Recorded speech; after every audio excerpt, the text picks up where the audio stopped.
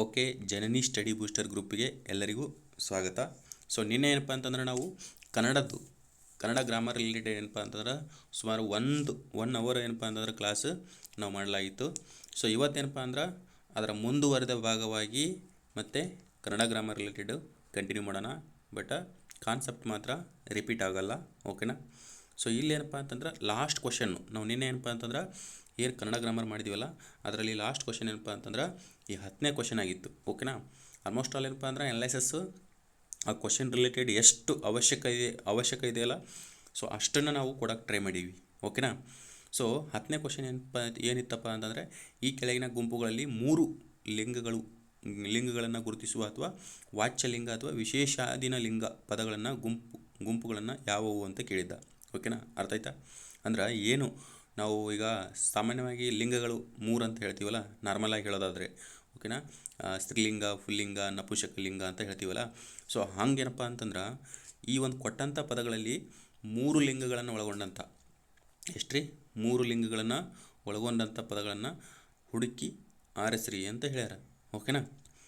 So ನೋಡೋಣ, late ಮಾಡಿದೆ ಏನಪ್ಪ ಅಂದ್ರೆ ಆಪ್ಷನಿಗೆ ಹೋಗೋಣ. ಇವು ಏನದಾವಲ್ರಿ, ವಾಚ್ಯಲಿಂಗ, ವಿಶೇಷಾಧೀನ ಲಿಂಗ, ಅವು 3 ಲಿಂಗಕ್ಕೆ ಸಬ್ ಪದಗಳು, ಓಕೆನಾ, ಸಮಾನಾರ್ಥಕ ಪದಗಳು, ಓಕೆ. ಸೊ ಆಪ್ಷನ್ದಾಗ ಏನೈತ್ರಿ ಅಂತಂದ್ರೆ ಫಸ್ಟ್ನೇ ಆಪ್ಷನ್ ನೋಡ್ರಿ, ನಾನು, ನೀನು, ತಾನು, ಒಳ್ಳೆಯ. ಆಮೇಲೆ ಎರಡನೇ ಆಪ್ಷನು ಶಿಶು, ಮಗು, ದಂಡು, ಜನ ಅಂತ. ಆಮೇಲೆ ಕವಿ, ಪ್ರಧಾನಿ, ಮಂತ್ರಿ, ಒಳ್ಳೆಯ ಕಳ್ಳ. ಆಮೇಲೆ ಮರ, ಗೋಡೆ, ಪುಸ್ತಕ, ನಾಯಿ ಅಂತ. ಸೊ ಈ ರೀತಿ ಏನಪ್ಪ ಅಂತಂದ್ರೆ 4 ಆಪ್ಷನ್ ಕೊಟ್ಟಿದ್ರು. ಸೊ ಇದರಲ್ಲಿ ನಾವು ಈಗ ಈ ಆಪ್ಷನನ್ನು ಅನಲೈಸಿಸ್ ಮಾಡ್ಬೇಕಂತಂದರೆ ಫಸ್ಟ್ ಏನಪ್ಪ ಅಂತಂದರೆ ನಮಗೆ ಈ ಕೊಟ್ಟಂಥ ಪದಗಳು ಯಾವ್ಯಾವ ಲಿಂಗಗಳಿಗೆ ಉದಾಹರಣೆಯಾಗಿದೆ ಅನ್ನೋದು ಇಂಪಾರ್ಟೆಂಟು, ಓಕೆನಾ. ಸೊ ಇಲ್ಲಿ ನೋಡ್ರಿ, ಲಾಸ್ಟ್ನೇ ಆಪ್ಷನ್ ನಾನು ಫಸ್ಟ್ ಹೇಳಕ್ಕೆ ಟ್ರೈ ಮಾಡ್ತೀನಿ. ಮರ, ಗೋಡೆ, ಪುಸ್ತಕ, ನಾಯಿ ಅಂತ, ಓಕೆನಾ. ಮರಕ್ಕೆ ಯಾವುದೇ ಥರನಾಗಿ ಜೀವವಿಲ್ಲ, ಆಮೇಲೆ ಗೋಡೆಗೆ ಜೀವವಿಲ್ಲ, ಆಮೇಲೆ ಪುಸ್ತಕಕ್ಕೆ ಜೀವವಿಲ್ಲ. ಸೊ ಹಾಗಾಗಿ ನಾವೇನಪ್ಪ ಅಂತ ಕರಿತೀವಿ, ಇವು 3 ಸಾಮಾನ್ಯವಾಗಿ ಏನಪ್ಪ ಅಂತಂದ್ರೆ ನಪುಂಸಕ ಲಿಂಗ ಅಂತ ಈಸಿಯಾಗಿ ಐಡೆಂಟಿಫಿಕೇಷನ್ ಆಗುತ್ತೆ, ಓಕೆನಾ. ನಪುಂಸಕ ಲಿಂಗ. ಇನ್ನು ಮುಂದೊಂದು ಏನಪ್ಪ ಅಂತಂದ್ರೆ ಇಲ್ಲೇನು ಕೊಟ್ಟಾನಪ್ಪ ಅಂದ್ರೆ ನಾಯಿ ಅಂತ ಕೊಟ್ಟಾನ, ಓಕೆನಾ. ನೋಡ್ರಿ, ಯಾವುದೇ ಪ್ರಾಣಿಗಳು ಮನುಷ್ಯನನ್ನು ಹೊರತುಪಡಿಸಿ ಯಾವುದೇ ಪ್ರಾಣಿಗಳು ನಾವು ತೊಗೊಂಡ್ರೂ ಕೂಡ ಅವು ನಪುಂಸಕ ಲಿಂಗ ಆಗಿರ್ತಾವೆ, ಓಕೆನಾ. ಬಟ್ ನಮಗೇನು ಬೇಕು, 3 ಲಿಂಗಗಳನ್ನ ಒಳಗೊಂಡಂಥದ್ದು. ಇವು ಪುಲ್ಲಿಂಗನೂ ಅಲ್ಲ, ಸ್ತ್ರೀಲಿಂಗನೂ ಅಲ್ಲ, ನಪುಂಸಕ ಲಿಂಗ ಆಯಿತು. ಸೊ ಇದು ಆನ್ಸರು ಆಗಲ್ಲ. ಇನ್ನು ನೆಕ್ಸ್ಟ್ ಏನಪ್ಪ ಅಂತಂದ್ರೆ 3ನೇ ಆಪ್ಷನ್ದಾಗ ಏನಂತಂದ್ರೆ ಕವಿ, ಪ್ರಧಾನಿ, ಆಮೇಲೆ ಮಂತ್ರಿ, ಕಳ್ಳ ಅಂತೈತಿ, ಓಕೆ.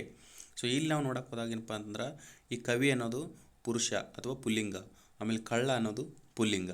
ಅದೇ ರೀತಿ ಏನಪ್ಪ ಅಂತಂದ್ರೆ ಈ ಒಂದು ಗುಂಪು ಐತಲ್ಲ, ಸೊ ಪ್ರಧಾನಿ ಬಹುಶಃ ಏನಪ್ಪ ಅಂತಂದ್ರೆ ಪುರುಷ ಪ್ರಧಾನಿ, ಆಮೇಲೆ ಮಂತ್ರಿ ಪುರುಷ ಮಂತ್ರಿ ಅಂತ ಕೊಟ್ಟಿದ್ದಾರೆ, ಓಕೆನಾ. ಸೊ ಹಾಗಾಗಿ ಏನಪ್ಪ ಅಂತಂದ್ರೆ ಇದು ಪುಲ್ಲಿಂಗಕ್ಕೆ ಎಕ್ಸಾಂಪಲ್ ಆಗುತ್ತೆ ರೀ, ಓಕೆ. ನಮಗೇನು ಬೇಕು, 3 ಲಿಂಗಗಳನ್ನು ಒಳಗೊಂಡಂಥ ವಾಚ್ಯಲಿಂಗ ಅಥವಾ ವಿಶೇಷಾಧೀನ ಲಿಂಗ ಬೇಕು. ಸೊ ಇದು ಆಗಲ್ಲ. ಹಾಗಾದ್ರೆ ಇದನ್ನು ನೋಡೋಣ್ರಿ, ಯಾವುದು ಬಿ ಆಪ್ಷನ್. ಇಲ್ಲಿ ಏನೈತ್ರಿ, ಶಿಶು, ಮಗು, ದಂಡು, ಜನ ಅಂತ ಐತಿ, ಓಕೆನಾ. ನಾವು ಈಗ ಸ್ತ್ರೀಲಿಂಗ, ಪುಲ್ಲಿಂಗ, ನಪುಂಸಕಲಿಂಗ ಮತ್ತು ನಿತ್ಯ ನಪುಂಸಕಲಿಂಗ ಅಂತ ವಿಭಜನೆ ಮಾಡ್ತೀವಿ. ನಿತ್ಯ ನಪುಂಸಕಲಿಂಗ ಅಂತಂದ್ರೆ ಈಗ ಶಿಶು ಅಂತಂದ್ರೆ ಹೆಣ್ಣು ಶಿಶು, ಗಂಡು ಶಿಶು ಅನ್ನೋಕ್ಕಿಂತ ಅವು ನಾವೇನಪ್ಪ ಅಂತಂದರೆ ನಿತ್ಯ ನಪುಂಸಕಲಿಂಗದಲ್ಲಿ ಕನ್ಸಿಡರ್ ಮಾಡ್ತೀವಿ ರೀ, ಓಕೆನಾ. ಶಿಶು, ಮಗು, ದಂಡು, ಜನ ಅಂತ ಇವನ್ನೈತಲ್ಲ ಸುಮಾರು ಎಕ್ಸಾಮ್ನಲ್ಲಿ ಕೇಳಿದಾನೆ ರೀ, ಓಕೆನಾ. ಇವೇ ಎಕ್ಸಾಂಪಲ ಕೊಟ್ಟಾನ, ಮಗು ಕೊಟ್ಟಾನ, ಶಿಶು ಕೊಟ್ಟಾನ, ದಂಡು ಕೊಟ್ಟಾನ, ಜನ ಕೊಟ್ಟಾನ. ಸೊ ಇವೆಲ್ಲ ಏನಪ್ಪ ಅಂತಂದ್ರೆ ನಮ್ಗೆ ನಿತ್ಯ ನಪುಂಸಕಲಿಂಗ ಬರ್ತಾನೆ. ನಮಗೇನು ಬೇಕು, 3 ಲಿಂಗಗಳಲ್ಲಿರುವಂಥ ಉಚ್ಚಾರ ಮಾಡುವಂಥ ಒಂದು ಪದಗಳ ಗುಂಪು ಬೇಕು ರೀ. ಸೊ ಇವಾಗ ಫಸ್ಟ್ನೇ ಆಪ್ಷನ್ ನೋಡೋಣ ರೀ. ಫಸ್ಟ್ನೇ ಆಪ್ಷನ್ ಏನೈತಪ್ಪ ಅಂತಂದ್ರೆ ಸಾಮಾನ್ಯವಾಗಿ ವೆರಿ ಇಂಪಾರ್ಟೆಂಟ್, ನಾನು, ನೀನು, ತಾನು, ಒಳ್ಳೆಯ ಅಂತ ಐತಿ, ಓಕೆನಾ. ಈಗ ನೋಡಿರಿ, ಪುಲ್ಲಿಂಗದಲ್ಲಿ ನಾನು ಅಂತ ಬರ್ಬೋದಾ, ಆಮೇಲೆ ಸ್ತ್ರೀಲಿಂಗದಲ್ಲಿ ನಾನು ಅಂತ ಬರ್ಬೋದಾ, ಆಮೇಲೆ ನಪುಂಸಕಲಿಂಗದಲ್ಲಿ ನಾನು ಅಂತ ಬರ್ಬೋದಾ? ಎಸ್, 3 ಬರ್ತಾವೆ ರೀ, ಓಕೆನಾ. ಆಮೇಲೆ ನೀನು, ಈಗ ನೋಡಿರಿ, ನೀನು ಅಂತ ಪುಲ್ಲಿಂಗದಲ್ಲಿ ಯೂಸ್ ಮಾಡ್ತೀವಿ, ಆಮೇಲೆ ನೀನು ಅಂತ ಸ್ತ್ರೀಲಿಂಗದಲ್ಲಿ ಯೂಸ್ ಮಾಡ್ತೀವಿ. ಆಮೇಲೆ ನಪುಂಸಕಲಿಂಗ ಯಾವುದೋ ಒಂದು ನಾಯಿಗೆ ಅಥವಾ ಬೆಕ್ಕಿಗೆ ಹೇಳುವಾಗ ನೋಡ ನೀನು ನನ್ನ ಹತ್ರ ಬರಬೇಡ ಅಂತ ಹೇಳ್ತೀವಿ, ಅರ್ಥ ಆಯ್ತು ರೀ. ಸೊ ಹಾಗಾಗಿ ಇಲ್ಲೇನಪ್ಪ ಅಂತಂದ್ರೆ ಮೂರೂ ಲಿಂಗಗಳನ್ನು ಅನ್ವಯಿಸುವಂಥ ಪದಗಳ ಗುಂಪು ಅಂತ ಬಂದರೆ ಯಾವುದಾಗುತ್ತಪ್ಪ ಅಂತಂದ್ರೆ ಫಸ್ಟ್ನೇ ಆಪ್ಷನ್ ಆಗುತ್ತಾ. ಓಕೆನಾ. ಸೊ ಇದಕ್ಕೆ ಸರಿಯಾದ ಉತ್ತರ ಏನಪ್ಪ ಅಂತಂದ್ರೆ ಫಸ್ಟ್ನೇದು ನೋಡಿರಿ. ಓಕೆನಾ, ಅರ್ಥ ಆಯ್ತು ಅನ್ಕೋತೀನಿ. ಸೊ ಇದನ್ನು ಏನಪ್ಪ ಅಂದ್ರೆ ನಾವು ಎಕ್ಸ್ಪ್ಲೇನ್ದಾಗ ಹೇಳಿದ್ವಿ ಇಲ್ಲಿ ನೀಟಾಗಿ. ಅದೇ ಅವ್ರಿಗೂ ಗುಂಪು ಕೊಟ್ಬಿಟ್ಟು ಯಾವ್ಯಾವ್ದು ಯಾವುದೇ ಎಲ್ಲೆಲ್ಲಿ ಬರುತ್ತೆ ಅಂತ ಹೇಳಿದ್ವಿ. ಓಕೆ. ಸೊ ಈಗ ನೆಕ್ಸ್ಟ್ ಏನು ಮಾಡಿಬಿಡೋಣ, ಇವತ್ತಿನ ಸೆಕ್ಷನದ್ದು ಮೊದಲ ಕ್ವಶನ್ ಏನಪ್ಪ ಅಂತಂದ್ರೆ ಈ ಕೆಳಗಿನ ಹೇಳಿಕೆಗಳ ಪೈಕಿ ಯಾವುದು ತಪ್ಪಾಗಿದೆ ಅಂತ. ಓಕೆನಾ. ಮೊದಲೇನಪ್ಪ ಅಂತಂದ್ರೆ ಕನ್ನಡ ಗ್ರಾಮರ್ ಹೆಂಗಿತ್ತು ಅಂತಂದ್ರೆ ಈ ಒನ್ ಲೈನ್ ಕ್ವಶನಿಗೆ ಮಾತ್ರ ಸೀಮಿತ ಆಗಿತ್ತು ರೀ. ಓಕೆನಾ, ನಾನು ಹೇಳ್ದ ಅರ್ಥ ಆಯ್ತು ರೀ. ಒನ್ ಲೈನ್ ಕ್ವಶನು ಡೈರೆಕ್ಟಾಗಿ ಯಾವುದೋ ಈಗ ಸ್ಟೇಟ್ಮೆಂಟ್ ಕೊಟ್ಟಿನಲ್ಲ ರೀ, ಈ ಥರ ಸ್ಟೇಟ್ಮೆಂಟ್ ಒಂದೇ ಒಂದು ಕ್ವಶನಾಗಿ ಫಾರ್ಮೇಟ್ ಹಾಕಿತ್ತು. ಬಟ್ ಇವಾಗ ಹೆಂಗಾಗಿದೆಯಪ್ಪ ಅಂತಂದ್ರೆ ಇಲ್ಲ, ಕೆ ಎ ಏನು ಮಾಡಿತು, ಕನ್ನಡನೂ ಕೂಡ ಸ್ಟೇಟ್ಮೆಂಟ್ ಮಾಡಿ ಇದರಲ್ಲಿ ಯಾವ್ದು ಸರಿ ಯಾವ್ದು ತಪ್ಪು ಅಂತ ಅನಲೈಸಿಸ್ ಮಾಡಕತ್ತಾರೆ. ಅರ್ಥ ಆಯ್ತಾ. ಸೊ ಹಂಗಾಗಿ ಏನಪ್ಪ ಅಂದ್ರೆ ಕೆ ಇ ಎ ಪ್ಯಾಟ್ರನ್ದವ್ರ ಒಂದು ಫಾಲೋ ಅಪ್, ಓಕೆನಾ, ಅವ್ರನ್ನ ರೀಚ್ ಆಗೋಕ್ಕೆ ಟ್ರೈ ಮಾಡುವಂಥ ಫಾಲೋ ಅಪ್ ಒಂದು ಪ್ಯಾಟ್ರನ್ ಏನಪ್ಪ ಅಂತಂದ್ರೆ ನಾವು ಇಲ್ಲಿ ಬಳಕೆ ಮಾಡಿದೀವಿ ರೀ. ಓಕೆನಾ. ಸೊ ಇವಾಗ ಏನು ಮಾಡೋಣ ಅಂದ್ರೆ ಕ್ವಶನ್ ನೋಡೋಣ. ಕ್ವಶನ್ ಏನಪ್ಪ ಅಂತಂದ್ರೆ ಈ ಕೆಳಗಿನ ಯಾವ ಹೇಳಿಕೆ ಏನಪ್ಪ ಅಂತಂದ್ರೆ ತಪ್ಪಾಗಿದೆ ಅಂತ ಕೊಟ್ಟಾನ. ಓಕೆನಾ. ಸೊ ಹೇಳಿಕೆಗಳನ್ನು ನೋಡೋ ಸಮಯ ಏನು ಸಮಯಪ್ಪ ಅಂತಂದ್ರೆ ಇಲ್ಲಿ ನೋಡ್ರಿ, ಫಸ್ಟ್ನೇ ಹೇಳಿಕೆ ಏನಪ್ಪ ಅಂದ್ರೆ ಎ. ಓಕೆನಾ, ಎ. ಈ ಹೇಳಿಕೆನ ನಾವು ಇಲ್ಲೇ ಒಂದು ಸ್ವಲ್ಪ ಅನಲೈಸಿಸ್ ಮಾಡ್ಕೊಂತ ಹೋಗ್ಬಿಡೋಣ. ಓಕೆನಾ. ಕನ್ನಡದಲ್ಲಿ ಪ್ರಸ್ತುತ ಬಳಕೆಯಲ್ಲಿರುವ ಒಟ್ಟು ವಿಭಕ್ತಿ ಪ್ರತ್ಯಯಗಳ ಸಂಖ್ಯೆ. ನೋಡಿರಿ, ವಿಭಕ್ತಿ ಪ್ರತ್ಯಯಗಳ ಮೇಲೆ ಯಾವುದೇ ಕ್ವಶನ್ ಪೇಪರ್ ತೊಗೊರಿ ನೀವು ಒಂದು ಕ್ವಶನನ್ನು ಫಿಕ್ಸ್ ನೋಡ್ತೀರಿ. ಓಕೆನಾ. ಸೊ ಕನ್ನಡದಲ್ಲಿ ಏನಪ್ಪ ಅಂದ್ರೆ ಪ್ರಸ್ತುತ ಬಳಕೆಯಲ್ಲಿರುವಂಥ ವಿಭಕ್ತಿ ಪ್ರತ್ಯಯಗಳ ಸಂಖ್ಯೆ 8. ಕರೆಕ್ಟ್ ರೀ. ಓಕೆನಾ. ಯಾಕಂತಂದ್ರೆ 8 ಏನಪ್ಪ ಅಂತಂದ್ರೆ ನಾವು ವಿಭಕ್ತಿ ಪ್ರತ್ಯಯಗಳನ್ನು ಬಳಕೆ ಮಾಡ್ತಾಯಿದ್ದೀವಿ. ಎಕ್ಸ್ಪ್ಲೇನಲ್ಲಿ ಇದ್ರದ್ದು ಇನ್ನೊಂದು ಸ್ವಲ್ಪ ಡೀಟೇಲ್ಸ್ ನೋಡೋಣ. ಇನ್ನು ನೆಕ್ಸ್ಟು ಅದೇ ಒಂದು ಮುಂದುವರೆದ ವಿಭಕ್ತಿ ಪ್ರತ್ಯಯದ ಭಾಗವಾದಂಥ ಕಾರಕಗಳು ಅಂತ ಬರ್ತಾವೆ ರೀ. ಓಕೆನಾ. ಏನಪ್ಪ ಅಂತಂದರೆ ಅವಕ್ಕೆ ಅರ್ಥಾನುಸಾರ ಅಂದರೆ ವಿಭಕ್ತಿಗಳ ಒಂದು ಪೂರ್ತಿ ಪ್ರಮಾಣದ ಅರ್ಥಕ್ಕೆ ಅನುಗುಣವಾಗುವಂಥ ಪದಗಳಿಗೆ ನಾವು ಕಾರಕಗಳು ಅಂತ ಕರಿತೀವಿ. ಅವು ಎಷ್ಟಪ್ಪ ಅಂದ್ರೆ 6 ಅದಾವ ಅಂತ ಹೇಳಕತ್ತೇನೆ. ವಿಭಕ್ತಿ ಪ್ರತ್ಯಯಗಳು 8 ಅಂತ ಹೇಳಿದ್ದ, ಅದು ಸರಿಯಾಗೈತಿ. ಇನ್ನು ಕಾರಕಗಳು ಅಂತ ಅಥವಾ ಕಾರಕಾರ್ಥಗಳು ಅಂತ ಬರ್ತಾವೆ ವಿಭಕ್ತಿ ಪ್ರತ್ಯಯದಲ್ಲಿ. ಓಕೆನಾ. ಅದೇ 8 ವಿಭಕ್ತಿ ಪ್ರತ್ಯಯ ಇರ್ತಾವಲ್ಲ ಅವಕ್ಕೆ ಅರ್ಥಕ್ಕನುಸಾರವಾಗಿ ಮತ್ತು ಕಾರಕಗಳಂತ ಡಿವೈಡ್ ಮಾಡ್ತಾರೆ ರೀ. ಸೊ ಅವು 6 ಇರೋದು ಸತ್ಯನೇ ಐತಿ. ಇನ್ನು ಮೂರನೇದು ಏನಪ್ಪ ಅಂದ್ರೆ ಏನು ಹೇಳ್ಯಾನಪ್ಪ ಅಂತಂದ್ರೆ ಏನು 8 ವಿಭಕ್ತಿ ಪ್ರತ್ಯಯಗಳದಾವಲ್ಲ ರೀ, 8 ವಿಭಕ್ತಿ ಪ್ರತ್ಯಯಗಳದಾವಲ್ಲ ಅದರಲ್ಲಿ ಷಷ್ಠಿ ಮತ್ತು ಸಂಬೋಧನಕ್ಕೆ ಅಂದರೆ ನಾವು ಕಾರಕಗಳು 6 ಅಂತ ಅಂತೀವಿ. ಹಾಗಾದರೆ 2 ಎಲ್ಲಿ ಮಿಸ್ ಆದವಪ್ಪ ಅಂದ್ರೆ ಷಷ್ಠಿ ಮತ್ತು ಸಂಬೋಧನ ವಿಭಕ್ತಿ ಪ್ರತ್ಯಯಗಳ ಕಾರಕಾರ್ಥ ಹೊಂದಿಲ್ಲ ಅಂತ್ರಿ. ಓಕೆನಾ. ಸೊ ನಮಗೇನು ಬೇಕು, ಯಾವುದು ತಪ್ಪಾಗಿದೆ ಅಂತ ಬೇಕು. ಓಕೆನಾ, ಯಾವುದು ತಪ್ಪಾಗಿದೆ ಅಂತ ಬೇಕು. ಓಕೆನಾ. ಇಲ್ಲಿ ಏನು ಆಗ್ಬೇಕಪ್ಪಾಗಿತ್ತಪ್ಪ ಅಂತಂದ್ರೆ ಇಲ್ಲಿ ನೋಡ್ರಿ, ಇದು ಇಲ್ಲಿವರೆಗಿನ ಕ್ವಶನರಿ, ಇದು ಸ್ಟೇಟ್ಮೆಂಟ್ಗಳು. ಓಕೆ. ಇನ್ನು ಶುರು ಆಗುತ್ತೆ ರೀ ಕ್ವಶನ್ನು.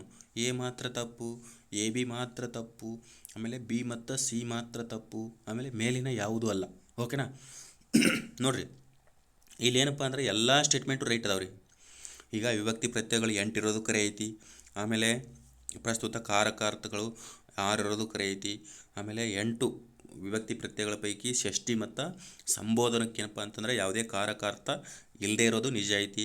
ಸೊ ಹಾಗಾಗಿ ಏನಪ್ಪ ಅಂತಂದ್ರೆ ಯಾವುದು ತಪ್ಪಂತ ಕೇಳೋಣ. ಇಲ್ಲಿ ನೋಡ್ರಿ, ಯಾವುದು ತಪ್ಪಿಲ್ರಿ, ಎಲ್ಲ ರೈಟ್ ಅದಾವೆ. ಇದಕ್ಕೆ ಆನ್ಸರ್ ಏನು ರೀ, ಇಲ್ಲಿ ಐತ್ರಿ. ನೋಡಿರಿ, ಇಷ್ಟು ಕ್ವಶನ್ ಲೆಂದಿ ಏನಪ್ಪ ಅಂತಂದ್ರೆ ಕೆ ಎದ ಒಂದು ಪ್ಯಾಟರ್ನ್ ಆಗೈತಿ. ಸೊ ಅದನ್ನು ನಾವು ಡಿಕ್ಟು ತರಕ್ಕೆ ಟ್ರೈ ಮಾಡಿದ್ದೀವಿ. ಓಕೆನಾ. ನೋಡಿರಿ, ಮೇಲಿನ ಯಾವುದೂ ಅಲ್ಲ. ಈಗ ಫಸ್ಟ್ನೇದು ಸ್ಟೇಟ್ಮೆಂಟ್ ಏನೈತಲ್ಲ ಅಲ್ಲಿ ನಾನು ಪೂರ್ತಿ ಹೇಳಕ್ಕೆ ಹೋಗಲಿಲ್ಲ, ಬರೀ 8 ಅಂತ ಅಷ್ಟು ಹೇಳಿದ್ದೆ. ಒಂದು ಸ್ವಲ್ಪ ಏನಪ್ಪ ಅಂದರೆ ಡಿಕ್ಲೇರ್ ಮಾಡ್ಕೊಂಬಿಡೋಣ. ಓಕೆನಾ. ಕನ್ನಡದಲ್ಲಿ ಒಟ್ಟಾರೆ ಪ್ರಸ್ತುತ 8 ವಿಭಕ್ತಿ ಅಂತ ಬೇಕಾಗಿತ್ತು, ವ್ಯಕ್ತಿ ಅಂತ ಆಗೈತಿ. ಓಕೆನಾ. 8 ಏನಪ್ಪ ಅಂತಂದ್ರೆ ವಿಭಕ್ತಿ ಪ್ರತ್ಯಯಗಳನ್ನು ನಾವು ಸಾಮಾನ್ಯವಾಗಿ ನೋಡ್ತೀವಿ. ಓಕೆನಾ.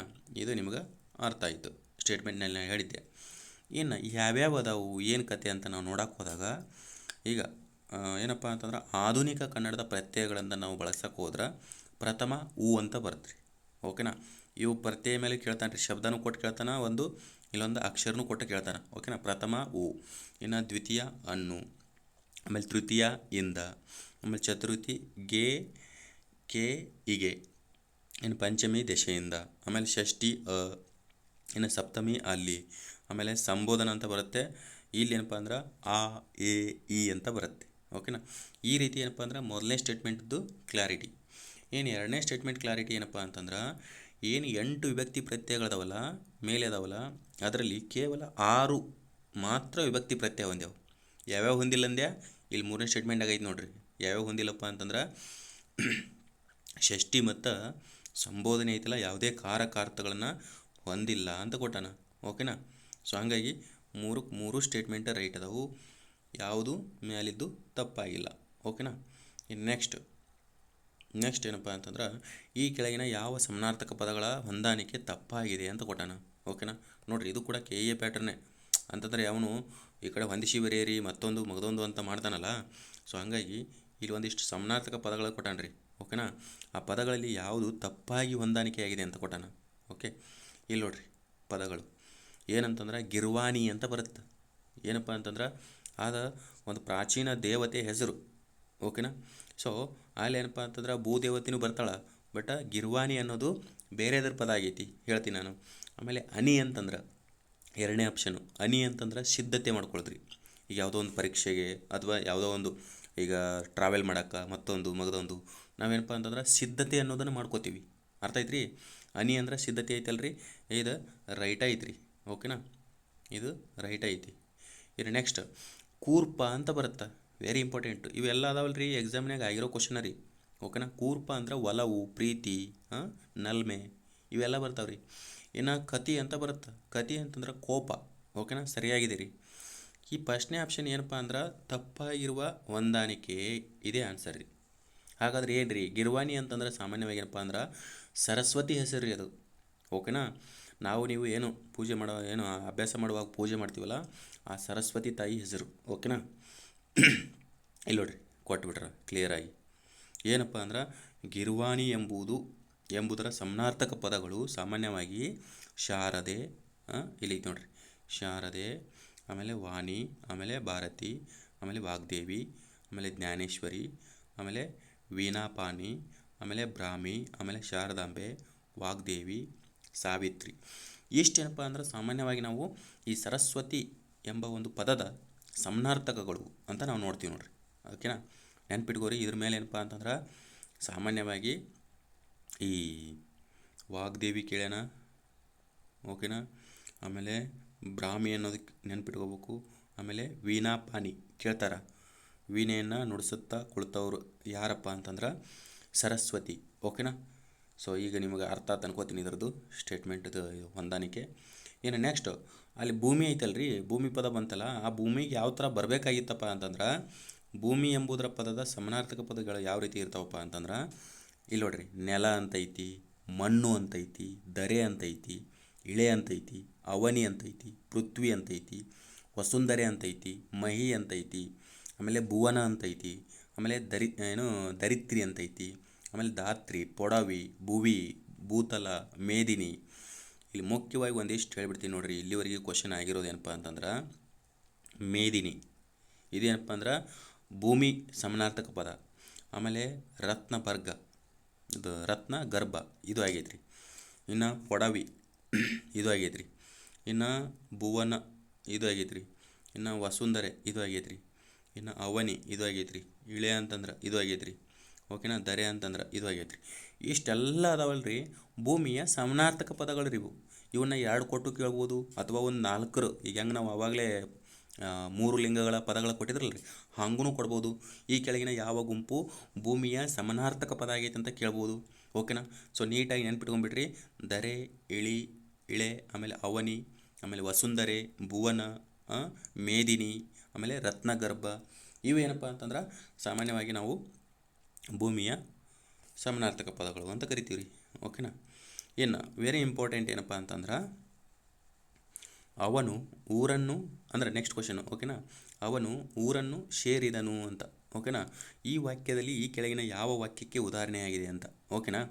ಅವನ ಏನು ಮಾಡ್ಯಾನಪ್ಪ ಅಂತಂದ್ರೆ ಫಸ್ಟಿಗೆ ಯಾವಾಗೂ ಸೆಂಟೆನ್ಸ್ ಮೇಲೆ ಕ್ವಶನ್ ಬಂದಾಗ ಇಲ್ಲಿ ಏನೇನು ಐತಿ ಅಂತ ನೋಡ್ಬೇಕ್ರಿ. ಓಕೆನಾ.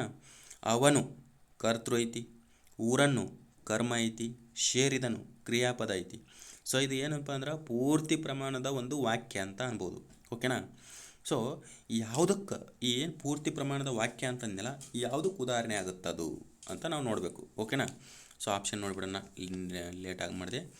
ಏನು ಆಪ್ಷನ್ ಅದಾವೆ ನೋಡಿರಿ. ಅಕರ್ಮಕ ಒಂದು ವಾಕ್ಯ ಅಂತೈತಿ, ಅಕರ್ಮಕ ವಾಕ್ಯ ಅಂತೈತಿ, ಆಮೇಲೆ ಸಕರ್ಮಕ ವಾಕ್ಯ ಅಂತೈತಿ, ಆಮೇಲೆ ಗುಣವಾಚಕ ಅಂತೈತಿ, ಆಮೇಲೆ ಪ್ರಶ್ನಾರ್ಥಕ ಐತಿ.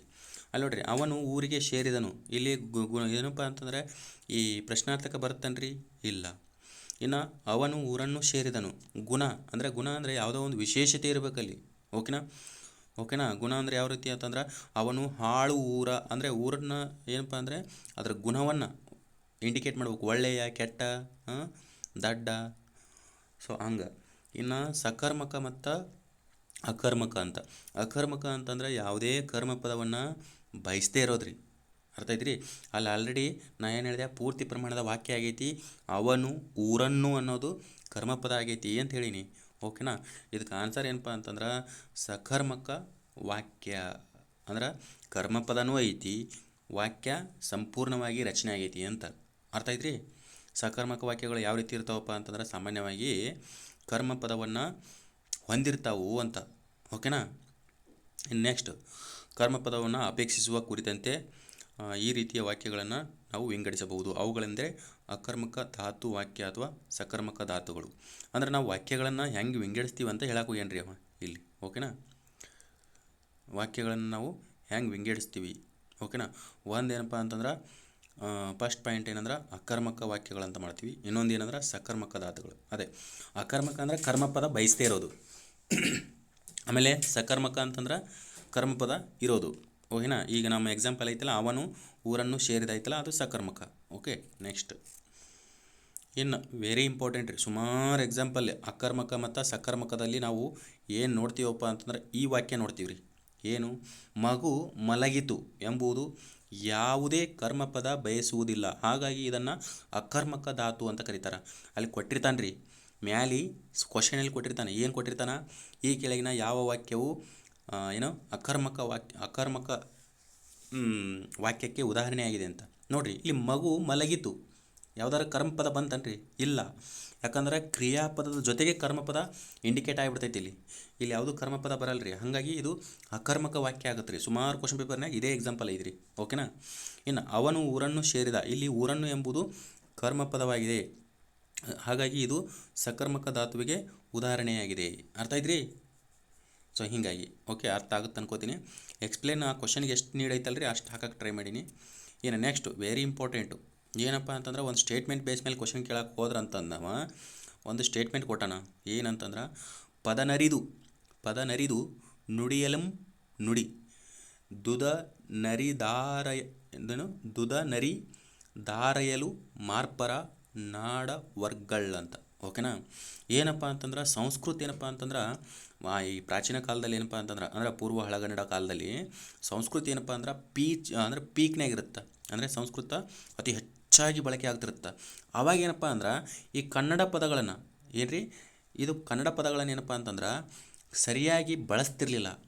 ಅಂದರೆ ಅದ್ರ ಜೊತೆ ಸಂಸ್ಕೃತ ಮಿಕ್ಸ್ ಮಾಡಿಬಿಡೋದು, ಅಥವಾ ಸಂಸ್ಕೃತ ಈಗ ಒಂದಿಷ್ಟು ವರ್ಡ್ಗಳನ್ನ ಏನಪ್ಪ ಅಂದ್ರೆ ಕನ್ನಡದಲ್ಲಿ ಬಿಟ್ಟು ಕೊನೆಗೆ ಸಂಸ್ಕೃತದಲ್ಲಿ ಎಂಡ್ ಮಾಡೋದು. ಸೊ ಹೀಗೆಲ್ಲ ಮಾಡ್ತಿದ್ರು. ಅದಕ್ಕೆ ಒಬ್ಬ ವಿದ್ವಾಂಸರು ಏನಪ್ಪ ಅಂತಂದರೆ ಈ ಸೆಂಟೆನ್ಸ್ನ ಹೇಳ್ತಾರೆ, ಪದನರಿದು ನುಡಿಯಲಂ ನುಡಿ ದುದನರಿ ಧಾರೆಯಲು ಮಾರ್ಪರ ನಾಡವರ್ಗಳ್ ಅಂತ. ಓಕೆನಾ. ಸೊ ಈ ಸೆಂಟೆನ್ಸನ್ನು ಕನ್ನಡ ಭಾಷೆಯ ಬಳಕೆ ಕುರಿತಂತೆ ಯಾವ ಕೃತಿ ಅಥವಾ ಗ್ರಂಥದಲ್ಲಿ ಹೇಳಲಾಗಿದೆ ಅಂತ ಕ್ವಶನು. ಅರ್ಥ ಐತ್ರಿ. ನೋಡಿರಿ ಎಷ್ಟು ಚೆನ್ನಾಗಿದೆ ಕ್ವಶನ್. ಓಕೆನಾ. ಪದನರಿದು ನುಡಿಯಲು ನುಡಿ ದುದನರಿ ಧಾರೆಯಲು ಮಾರ್ಪರ ನಾಡ ವರ್ಗಳಂತ. ಓಕೆನಾ. ಸೊ ಇಲ್ಲಿ ನಾವು ನೋಡೋಕೆ ಹೋದಾಗ 4 ಆಪ್ಷನ್ ಕೊಟ್ಬಿಟ್ಟಣ. ಏನು ಆಪ್ಷನಪ್ಪ ಅಂತಂದ್ರೆ ಫಸ್ಟ್ನೇ ಆಪ್ಷನ್ನು ಶ್ರೀ ವಿಜಯ. ಓಕೆನಾ. ಶ್ರೀ ವಿಜಯನ ಕವಿರಾಜ ಮಾರ್ಗ ಅಂತ ಕೊಟ್ಟಣ. ಇನ್ನು ಶಿವಕೋಟಾಚಾರ್ಯನ ಒಡ್ಡಾರದನೆ ಅಂತ ಕೊಟ್ಟಣ. ಪಂಪನ ಆದಿಪುರಾಣ ಅಂತ ಕೊಟ್ಟಣ. ಹಾಲನ ಗಥಾ ಸಪ್ತಸತಿ ಅಂತ ಕೊಟ್ಟಣ. ಓಕೆನಾ. ಈ ಹಾಲನ ಗಥಾ ಸಪ್ತಸತಿ ಐತಲ್ರಿ, ಇದು ಏನಪ್ಪ ಅಂತಂದ್ರೆ ನಮ್ಮ ಕನ್ನಡದ ಏನಪ್ಪ ಅಂತಂದರೆ ಇದು ಪ್ರಾಕೃತ ಭಾಷೆಯಲ್ಲಿ ಐತ್ರಿ. ಓಕೆನಾ. ಸೊ ಕನ್ನಡಕ್ಕೆ ಸಂಬಂಧಪಟ್ಟೇ ಇಲ್ಲ. Option elimination first one. ಓಕೆನಾ.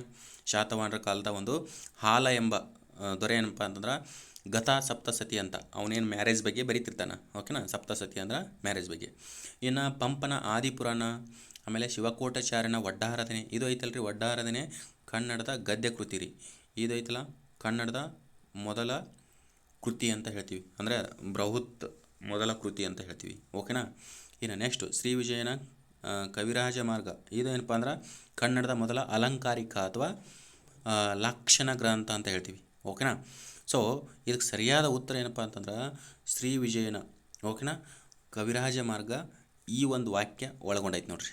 ಓಕೆನಾ. ಸೊ ಇಲ್ಲಿ ನೋಡ್ರಿ ಇಷ್ಟು ಚಂದಾಗ ಎಕ್ಸ್ಪ್ಲೇನ್ ಐತಿ, ಒಂದು ಸಾರಿ ನೋಡ್ಕೊಂಬಿಡೋಣ.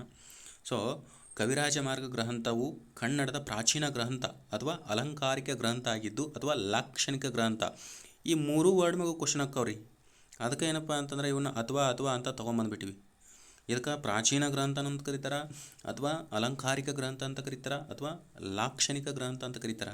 ಇದನ್ನು ಅಮೋಘ ವರ್ಷ ನೃಪತುಂಗನ ಕಾಲದಲ್ಲಿ ಏನಪ್ಪ ಅಂತಂದ್ರೆ ಶ್ರೀ ವಿಜಯ, ಇದು ತುಂಬ ಒಂದು ಸ್ವಲ್ಪ ಏನಪ್ಪ ಅಂದ್ರೆ ಸ್ವಲ್ಪ ಡೌಟ್ನಾಗಿದೆ. ಯಾಕಂತಂದ್ರೆ ಶ್ರೀ ವಿಜಯ ಬರದಂತ ಹೇಳ್ತಾರೆ, ಒಂದೊಂದು ಸಾರಿ ಅಮೋಘ ವರ್ಷ ನೃಪತುಂಗ ಕೂಡ ಬರದಂತ ಹೇಳ್ತಾರೆ.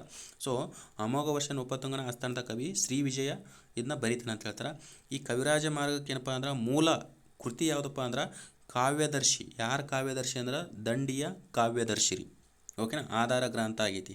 ಅಂದ್ರೆ ಈಗ ಯಾವುದೋ ಒಂದು ಏನಪ್ಪ ಅಂದ್ರೆ ಈಗ ಯಾವುದೋ ಒಂದು ಇನ್ಸ್ಪಿರೇಷನ್ ಅಂತಾರಲ್ಲ ನಮ್ಮ ಕನ್ನಡದಲ್ಲಿ ಇವಾಗ ಪ್ರಸ್ತುತ ಏನಪ್ಪ ಅಂದ್ರೆ ಇನ್ಸ್ಪಿರೇಷನ್ ತೊಗೊಂಡು ಬರೆದ್ರಂತಾರಲ್ಲ, ಹಂಗೆ ಈ ಕವಿರಾಜ ಮಾರ್ಗ ಏನಪ್ಪ ಅಂತಂದ್ರೆ ಕನ್ನಡದ ಮೊಟ್ಟ ಮೊದಲ ಪ್ರಾಚೀನ ಗ್ರಂಥ, ಅಲಂಕಾರಿಕ ಗ್ರಂಥ ಅಥವಾ ಲಾಕ್ಷಣಿಕ ಗ್ರಂಥ ರೆಡಿ ಆಗ್ಬೇಕಂತಂದ್ರೆ ಮೂಲ ಗ್ರಂಥ ಯಾವುದಿತ್ತಪ್ಪ ಅಂತಂದ್ರೆ ಈ ದಂಡಿಯ ಏನು ಕಾವ್ಯದರ್ಶಿ, ದಶಕುಮಾರ ಚರಿತೆ ಅಲ್ರಿ, ಇನ್ನೊಂದು ಕೃತಿ ಬರುತ್ತೆ ಅವ್ರದ್ದು ಫೇಮಸ್ಸು, ಬಟ್ ಕಾವ್ಯದರ್ಶಿ ಎಂಬ ಕೃತಿ ಆಧಾರ ಮೂಲವಾಗಿದೆ ಅಂತ. ಓಕೆನಾ. ಸೊ ಹಂಗಾರೆ ಇದರಲ್ಲಿ ಇನ್ನೊಂದಿಷ್ಟು ಸಾಲುಗಳದಾವಲ್ರಿ. ಇದು ಒಂದೇ ಏನಪ್ಪ ಅಂದ್ರೆ ಸೆಂಟೆನ್ಸ್ಗೆ ಸೀಮಿತ ಆಗಿಲ್ಲ. ಒಂದಿಷ್ಟು ಸಾಲುಗಳದಾವ್ರಿ. ಏನು ಸಾಲುಗಳಂದ್ರೆ ಯಾರು ಶ್ರೀ ವಿಜಯನ ಒಂದು ಸಾಲುಗಳು. ಪದ್ಯಂ ಸಮಸ್ತ ಜನ ಹೃದಯಂ. ನೋಡ್ರಿ, ಗದ್ಯಗಳನ್ನು ನೆನ್ಪಿಡ್ತಾರೆ ಗೊತ್ತಿಲ್ಲ, ಸುಮಾರು ಹಾಡುಗಳನ್ನು ನಾವು ಹಾಡುಗಳ ರೂಪದಲ್ಲಿ ಏನಪ್ಪ ಅಂತಂದ್ರೆ ನೆನ್ಪಿಡ್ತೀವಿ. ಓಕೆನಾ. ಪದ್ಯಂ ಸಮಸ್ತ ಜನ ಹೃದಯಂ ಅಂತ. ಓಕೆನಾ. ಇನ್ನು ನೆಕ್ಸ್ಟ್ ಸೆಂಟೆನ್ಸ್ ಏನಪ್ಪ ಅಂತಂದರೆ ಪಳಗನ್ನಡವನ್ನು ಪುಲಗೆಡಿಸಿ ನುಡಿದವರ್. ಇದು ಕೂಡ ಇಂಪಾರ್ಟೆಂಟು. ನೆಕ್ಸ್ಟ್ ಮೂರನೇದು ಏನಪ್ಪ ಅಂದ್ರೆ ತಿರುಳುಗನ್ನಡ ಸೀಮೆ ಕಾವೇರಿಯಿಂದ ಮಾ ಗೋದಾವರಿಯವರೆಗೆ ಹಬ್ಬಿದೆ. ಇದು ಸುಮಾರು ಕ್ವಶನ್ ಪೇಪರ್ನಾಗ ಐತ್ರಿ. ಯಾವುದು? ಮೂರನೇ ಸೆಂಟೆನ್ಸ್ ರೀ. ಏನಂತಂದ್ರೆ ಕನ್ನಡ ನಾಡು ಪ್ರಾಚೀನ ಕಾಲದಲ್ಲಿ ಹೇಳ್ತಾರೆ. ಈ ಕವಿ ಹೇಳ್ತಾನೆ, ಯಾರು? ಕವಿರಾಜ ಮಾರ್ಗದಲ್ಲಿ ಈ ಶ್ರೀ ವಿಜಯ ಹೇಳ್ತಾನೆ. ಏನಪ್ಪ ಅಂದ್ರೆ ಕನ್ನಡ ನಾಡು ಅನ್ನೋದು ಏನು ಸೀಮೆ ಐತಲ್ಲ, ಕಾವೇರಿಯಿಂದ ಮಾ ಗೋದಾವರಿವರೆಗೆ ಹಬ್ಬಿರುವಂಥ ನಾಡು ಅಂತ ಹೇಳ್ತಾರೆ. ವೆರಿ ಇಂಪಾರ್ಟೆಂಟ್ ಇದು. ಇನ್ನು ಪಳಗನ್ನಡವನ್ನು ಪುಲಗೆಡಿಸಿ ನುಡಿದವರು ಅಂದರೆ ಹಳೆಗನ್ನಡವನ್ನು ಈ ಏನಪ್ಪ ಅಂದ್ರೆ ಆವಾಗಲೇ ಹೇಳಿದ್ನಲ್ಲ, ಸಂಸ್ಕೃತ ಜೊತೆ ಮಿಕ್ಸ್ ಮಾಡಿ ಅದಕ್ಕೆ ಅದರದ್ದು ಒಂದು ರೂಪ ಅಥವಾ ಶೈಲಿಯನ್ನೇ ಹಾಳು ಮಾಡಿಟ್ಟವ್ರು ಅಂತ ಹೇಳ್ತಾನೆ. ಇನ್ನು ಪದ್ಯಂ ಸಮಸ್ತ ಜನ ಹೃದಯಂ ಅಂದರೆ ಈ ಸಾಹಿತ್ಯ ಓದೋರ ಮನಸ್ಥಿತಿ ಯಾವ ರೀತಿ ಇತ್ತಪ್ಪ ಅಂದ್ರೆ ಪದ್ಯವನ್ನು ಅತ್ಯಂತ ಆಕರ್ಷದಾಯಕ ಅಥವಾ ಹೆಚ್ಚಿಗೆ ನೆನಪಿಡೋಕೆ ಆಗುವಂಥ ಸಿಚುವೇಷನಲ್ಲಿ ಇತ್ತಂತ ಹೇಳ್ತಾನೆ. ಓಕೆನಾ. ಹಳೆಗನ್ನಡದಲ್ಲಿ. ಇನ್ನು ನೆಕ್ಸ್ಟು ವೆರಿ ಇಂಪಾರ್ಟೆಂಟ್. ಸೊ ಇದು ಏನಪ್ಪ ಅಂದ್ರೆ ಇದು ಜಿ ಕೆದಾಗೂ ಬರ್ತೈತೆ ರೀ, ಒಮ್ಮೆ ಕನ್ನಡ ಗ್ರಾಮರ್ದಾಗೂ ಬರ್ತೈತೆ ರೀ. ಓಕೆನಾ. ಏನಪ್ಪ ಅಂತಂದ್ರೆ 15ನೇ ಕ್ವಶನು, ಕನ್ನಡ ಸಂಗೀತ ಪಿತಾಮಹ ಎಂದು ಈ ಕೆಳಗಿನ ಯಾರನ್ನು ಕರೆಯುತ್ತಾರೆ ಅಂತ. ಓಕೆನಾ. ಕನ್ನಡ ಅಂತಂದ್ರೆ ಕರ್ನಾಟಕ ಅಲ್ರಿ, ಕನ್ನಡ ಸಂಗೀತ ಪಿತಾಮಹ ಅಂತ ಯಾರನ್ನು ಕರೀತಾರಪ್ಪ ಅಂತಂದ್ರೆ ಸಾಮಾನ್ಯವಾಗಿ ಇಲ್ಲಿ ಆಪ್ಷನ್ದಾಗ ಏನು ನೋಡ್ರಿ, ಶಿಶುನಾಳ ಶರೀಫರು ಐತಿ, ಆಮೇಲೆ ಕನಕದಾಸರು ಐತಿ, ಆಮೇಲೆ ಪುರಂದರದಾಸು ಐತಿ, ಆಮೇಲೆ ಶ್ರೀಪಾದರಾಯರು ಅಂತ ಐತಿ. ಓಕೆನಾ. ನಾವೇನಪ್ಪ ಅಂತಂದ್ರೆ ಕನ್ನಡದ ಸಂಗೀತ ಪಿತಾಮಹ ಅಂತ ಯಾರನ್ನು ಕರಿತೀವಪ್ಪ ಅಂತಂದ್ರೆ ಪುರಂದರದಾಸರನ್ನು ಕರಿತೀವಿ. ಓಕೆನಾ. Very important. ಇದು ಜಿ ಕೆ ಕ್ವಶನ್ ಆಗುತ್ತೆ ರೀ ಹಾಗೆ. ಓಕೆನಾ. ಈ ಪುರಂದರದಾಸರ ಬಗ್ಗೆ ನೋಡ್ಕೊಂಬಿಡೋಣ. ಪುರಂದರದಾಸರು ಇವರ ಮೂಲ ಹೆಸರು ಏನಪ್ಪ ಅಂತಂದ್ರೆ ಶ್ರೀನಿವಾಸ ನಾಯಕ್. ಓಕೆನಾ. ಇವರನ್ನು ನಾವು ಕನ್ನಡದ ಸಂಗೀತ ಪಿತಾಮಹ ಅಂದ್ರೆ ಸುಮಾರು ದಾಸ ಪದಗಳನ್ನು ಅಥವಾ ದಾಸ ಸಾಹಿತ್ಯಕ್ಕೆ ಕೊಡುಗೆಯನ್ನು ಹಲವಾರು ಕೊಡುಗೆಗಳನ್ನು ನೀಡ್ತಾರೆ. ಹಾಗಾಗಿ ಇವ್ರನ್ನ ಏನಪ್ಪ ಅಂತಂದ್ರೆ ಕನ್ನಡದ ಸಂಗೀತದ ಪಿತಾಮಹ ಅಂತ ಕರೀತಾರೆ ರೀ. ಮತ್ತು ಇವ್ರ ಅಂಕಿತ ನಾಮ ಒಂದೊಂದು ಸಾರಿ ಕೇಳ್ತಾರೆ ರೀ, ಪುರಂದರ ವಿಠ್ಠಲ ಅಂತ. ಓಕೆನಾ. ಯಾರ್ದು ರೀ? ಈ ಪುರಂದರದಾಸರದು. ಇನ್ನು ನೆಕ್ಸ್ಟ್ ಏನಪ್ಪ ಅಂತಂದ್ರೆ ಇವರ ಪ್ರಮುಖ ವಾಕ್ಯಗಳು. ಈ ಪುರಂದರದಾಸರು ಬಂತಲ್ಲ, ಇವ್ರ ಪ್ರಮುಖ ಒಂದಿಷ್ಟು ವಾಕ್ಯಗಳದಾವ ರೀ. ಓಕೆನಾ. ಆ ಒಂದು ನೋಡ್ಕೊಂಬಿಡೋಣ ರೀ. ಈ ಹಾಡಿನಲ್ಲಿ ಪ್ರಮುಖ ವಾಕ್ಯಗಳನ್ನು ಹೇಳ್ತಾರೆ ಅವರು. ಏನಪ್ಪ ಅಂತಂದ್ರೆ ಬೆಲ್ಲದ ಕಟ್ಟೆಯ ಕಟ್ಟಿ, ಬೇವಿನ ಬೀಜವ ಬಿತ್ತಿ, ಜೇನು ಮಳೆ ಗೆರೆದರೆ ವಿಷ ಹೋಗುವುದೇನಯ್ಯ. ನೋಡ್ರಿ, ಆವಾಗಿನ ಸಂಪ್ರದಾಯಗಳ ಬಗ್ಗೆ ಏನಪ್ಪ ಅಂದ್ರೆ ಪದದಲ್ಲೇ ಅವರು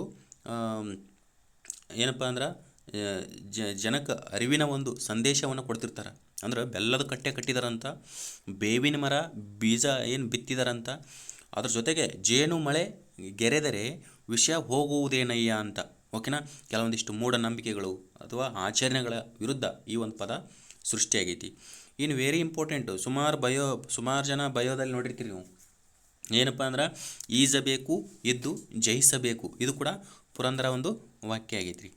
ಓಕೆನಾ, ಇನ್ನು ನೆಕ್ಸ್ಟ್ ಏನಪ್ಪ ಅಂದ್ರೆ ತನುವ ನೀರೊಳಗೆದ್ದಿ ಫಲವೇನು, ಇದು ಕೂಡ ಒಂದು ವಾಕ್ಯ ರೀ. ಅಂದ್ರೆ ಏನು ನಾವು ತನು ಅಂದ್ರೆ ದೇಹ ರೀ. ಓಕೆನಾ, ಏನು ಭೌತಿಕವಾಗಿ ದೇಹ ಇರ್ತೈತಲ್ಲ, ಮನ ಅಂತಂದ್ರೆ ನಮ್ಮ ಮನಸ್ಸು. ಓಕೆನಾ, ತನುವ ನೀರೊಳಗೆದ್ದಿ ಫಲವೇನು ಅಂದ್ರೆ ಮನಸ್ಸಿನಲ್ಲಿ ಕಲ್ಮಶ, ಮನಸ್ಸಿನಲ್ಲಿ ಏನಪ್ಪ ಅಂತಂದ್ರೆ ಕೆಟ್ಟ ಒಂದು ಬುದ್ಧಿ ಇಟ್ಕೊಂಡು ಎಷ್ಟು ನಾವು ನೀರನ್ನು ಏನಪ್ಪ ಅಂತ ದೇಹವನ್ನು ನೀರಿನಲ್ಲಿ ತೋರಿಸಿದ್ರು ಅದಕ್ಕೆ ಫಲವೇನಿರ್ತೈತಿ ಅಂತ ಹೇಳ್ತಾರೆ. ಇನ್ನು ವೆರಿ ಇಂಪಾರ್ಟೆಂಟು, ಈ ಸೆಂಟೆನ್ಸ್ ಮಾತ್ರ ತುಂಬ ಇಂಪಾರ್ಟೆಂಟು. ಏನಪ್ಪ ಅಂದ್ರೆ ಮಾನವ ಜನ್ಮ ದೊಡ್ಡದು, ಇದ ಹಾನಿ ಮಾಡಲು ಬೇಡಿ ಹುಚ್ಚಪ್ಪಗಳಿರ ಅಂತ. ಓಕೆನಾ, ಸೊ ಈ ರೀತಿ ನೋಡಿರಿ, ಒಳ್ಳೆ ಸೆಂಟೆನ್ಸ್ಗಳನ್ನು ಇವರು ನಮಗೆ ಕೊಟ್ಟಿದ್ದಾರೆ ರೀ. ಓಕೆನಾ, ಈಜಬೇಕು ಇದ್ದ ಜಯಿಸಬೇಕು, ತನುವ ನೀರೊಳಗದ್ದಿ ಫಲವೇನು, ಆಮೇಲೆ ಮಾನವ ಜನ್ಮ ದೊಡ್ಡದು, ಇದ ಹಾನಿ ಮಾಡಲು ಬೇಡಿ ಹುಚ್ಚಪ್ಪಗಳಿರ. ಸೊ ಈ ರೀತಿ ಏನಪ್ಪ ಅಂತಂದ್ರೆ ಯಾರ ಸೆಂಟೆನ್ಸ್ ರೀ ಇವೆಲ್ಲ? ಪುರಂದರದಾಸರ ಸೆಂಟೆನ್ಸು. ಪುರಂದರದಾಸರ ಏನಪ್ಪ ಅಂತಂದ್ರೆ ಮೂಲ ನಾಮ ಏನಾಗೈತಪ್ಪ ಅಂತಂದ್ರೆ ಶ್ರೀನಿವಾಸ ನಾಯಕ್. ಓಕೆನಾ, ಇನ್ನು ನೆಕ್ಸ್ಟ್ ಏನಪ್ಪ ಅಂದ್ರೆ ಮಾಡರ್ನ್ ಸಾಹಿತ್ಯಕ್ಕೆ ಸಂಬಂಧಪಟ್ಟಂಗೆ ಒಂದು ಕೃತಿ ಮೇಲೆ ಕೇಳ್ಯಾರಿ ಕ್ವಶನು. ಏನಪ್ಪ ಅಂದ್ರೆ ಚಿದಂಬರ ರಹಸ್ಯ ಈ ಕೆಳಗಿನ ಯಾರ ಕೃತಿಯಾಗಿದೆ? ವೆರಿ ಇಂಪಾರ್ಟೆಂಟಾ ಇದು. ಓಕೆನಾ, ಸೊ ಚಿದಂಬರ ರಹಸ್ಯ ಏನಪ್ಪ ಅಂತಂದ್ರೆ ಒಬ್ಬರಿಗೆ ಈ ಕೊಟ್ಟಂಥ ಏನು 4 ಆಪ್ಷನ್ ಅದಾವಲ್ಲ, ಇವರಲ್ಲಿ ಒಬ್ಬರಿಗೆ ಕೇಂದ್ರ ಸಾಹಿತ್ಯ ಪ್ರಶಸ್ತಿ ಪಡ್ಕೊಂಡೈತ್ರಿ. ಸೊ ಹಂಗಾಗಿ ಇದನ್ನು ಕೇಳಿರ್ತಾರೆ. ಆಲ್ಮೋಸ್ಟ್ ಅಲ್ಲಿ ಏನಪ್ಪ ಅಂದ್ರೆ ಈ ಕೇಂದ್ರ ಸಾಹಿತ್ಯ ಅಕಾಡೆಮಿ ಪ್ರಶಸ್ತಿಯ ಒಂದು ಕೃತಿಗಳು ಕೇಳುವಂಥ ಚಾನ್ಸಸ್ಸು ಜಾಸ್ತಿ ಇರುತ್ತೆ. ಸೊ ಆಪ್ಷನ್ ನೋಡೋಣ. ಏನಪ್ಪ ಅಂತಂದ್ರೆ ಚಂದ್ರಶೇಖರ್ ಪಾಟೀಲ್ ಅಂತೈತಿ, ಪೂರ್ಣಚಂದ್ರ ತೇಜಸ್ವಿ ಅಂತೈತಿ, ಎಂ ಕಲಬುರ್ಗಿ ಅಂತೈತಿ, ಅನುಪಮ ನಿರಂಜನ್ ಅಂತೈತಿ. ಸೊ ಇದಕ್ಕೆ ಸರಿಯಾದ ಉತ್ತರ ಏನಪ್ಪ ಅಂತಂದ್ರೆ ಚಿದಂಬರ ರಹಸ್ಯ ಕೃತಿಗೆ ಕೇಂದ್ರ ಸಾಹಿತ್ಯ ಯಾರು ಪಡ್ಕೊಂಡಾರಪ್ಪ ಅಂತಂದ್ರೆ ಪೂರ್ಣಚಂದ್ರ ತೇಜಸ್ವಿ ಅವರು ಪಡ್ಕೋತಾರ್ರಿ. ಓಕೆನಾ, ಸೊ ಇವರು ಇನ್ನಿತರ ಕೃತಿಗಳು ಇಂಪಾರ್ಟೆಂಟ್ ಕೃತಿಗಳು ನಾವು ನೋಡಕ್ಕೆ ಹೋದಾಗ ಇವರೇನಪ್ಪ ಅಂದ್ರೆ ಕುವೆಂಪುನವರ ಮಗ ಆಗಿದ್ದರು. First point.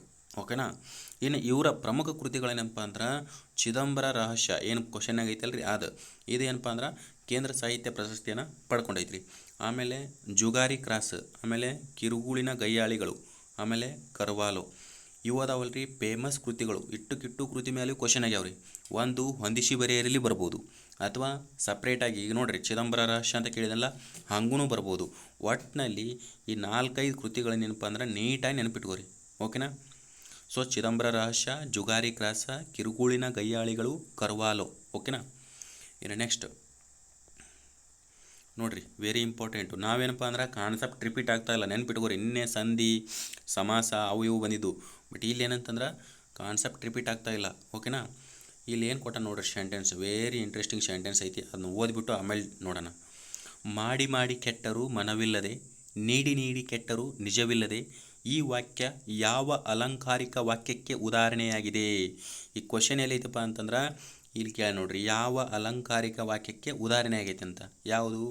ಮಾಡಿ ಕೆಟ್ಟರೂ ಮನವಿಲ್ಲದೆ, ನೀಡಿ ಕೆಟ್ಟರೂ ನಿಜವಿಲ್ಲದೆ. ಈ ಪಾಸ್ಟ್ ಏನಪ್ಪ ಅಂದ್ರೆ ನಮಗೆ ಅಲಂಕಾರ ಮೀನಿಂಗ್ ಗೊತ್ತಾಗಬೇಕು ರೀ. ಅರ್ಥ ಐತ್ರಿ? ಅಲಂಕಾರಗಳೇನಪ್ಪ ಅಂತಂದ್ರೆ ವಾಕ್ಯದ ಅಥವಾ ಪದ್ಯದ ಒಂದು ಸೊಬಗನ್ನು ಹೆಚ್ಚಿಸ್ತಿರ್ತಾವೆ. ಸೊ ಅಂಥವಕ್ಕೇನಪ್ಪ ಅಂದ್ರೆ ಅಲಂಕಾರಗಳಂತ ಕರಿತೀವಿ. ಇಲ್ಲಿ ಏನಪ್ಪ ಅಂದ್ರೆ ಒಂದಿಷ್ಟು ಅಲಂಕಾರ ಅಂತಂದ್ರೆ ಪೂರ್ತಿ ಪ್ರಮಾಣದಲ್ಲಿ ಓದಿದ್ರೆ ಮಾತ್ರ ಹಾಕ್ಬೋದು ರೀ ಆನ್ಸರ್ ಈಜಿ ಇರ್ತಾವೆ ರೀ. ಬಟ್ ಪೂರ್ತಿ ಪ್ರಮಾಣದಲ್ಲಿ ನಮಗೆ ಆನ್ಸರ್ ಗೊತ್ತಿತ್ತಂದ್ರೆ ಮಾತ್ರ ಏನಪ್ಪ ಅಂತಂದ್ರೆ ಹಾಕ್ಬೋದು ರೀ. ಓಕೆನಾ, ಇಲ್ಲಿ ನೋಡಿರಿ 4 ಆಪ್ಷನ್ ಕೊಟ್ಟಾನ. ಅರ್ಥಾನುಸಾರ ಅಲಂಕಾರ, ಚೇಕಾನುಪ್ರಾಸ ಅಲಂಕಾರ, ಯಮಕ ಅಲಂಕಾರ, ಮೇಲಿನ ಯಾವುದೂ ಅಲ್ಲ. ಓಕೆನಾ, ಸೊ ಇಲ್ಲಿ ಏನಪ್ಪ ಅಂತಂದ್ರೆ ಆ ವರ್ಡ್ ಇಲ್ಲಿ ನಾವು ಅಲಂಕಾರಗಳನ್ನು ಗುರುತಿಸ್ಬೇಕಂತಂದ್ರೆ ಏನಪ್ಪ ಅಂತಂದ್ರೆ ಅದು ಹೆಂಗೆ ರಚನೆ ಆಗೈತಿ ಇಲ್ಲಿ ನೋಡ್ರಿ. ಮಾಡಿ ಕೆಟ್ಟರು ಮನವಿಲ್ಲದೆ, ಆಮೇಲೆ ನೀಡಿ ಕೆಟ್ಟರು ನಿಜವಿಲ್ಲದೆ. ಇಲ್ಲಿ ಏನಪ್ಪ ಅಂತಂದ್ರೆ ನಾವು ಮುಖ್ಯವಾಗಿ ಅಬ್ಸರ್ವ್ ಮಾಡಬೇಕಾಗಿರೋದು ಎರಡೆರಡು ಅಕ್ಷರಗಳನ್ನು ಒಳಗೊಂಡಂಥ ಪದಗಳು ಸೆಂಟೆನ್ಸ್ನಲ್ಲಿ ರಿಪೀಟ್ ಆಗ್ಯಾವ್ರಿ. ಓಕೆನಾ, ಸೊ ಇಂಥ ವಾಕ್ಯಗಳು ಯಾವ ಒಂದು ಅಲಂಕಾರಕ್ಕೆ ಉದಾಹರಣೆ ಆಗ್ತಾವ ಅನ್ನೋದು ನಾವು ನೋಡಬೇಕಾಗಿರೋದು. ಓಕೆನಾ, ಸೊ ನೋಡೋಣ.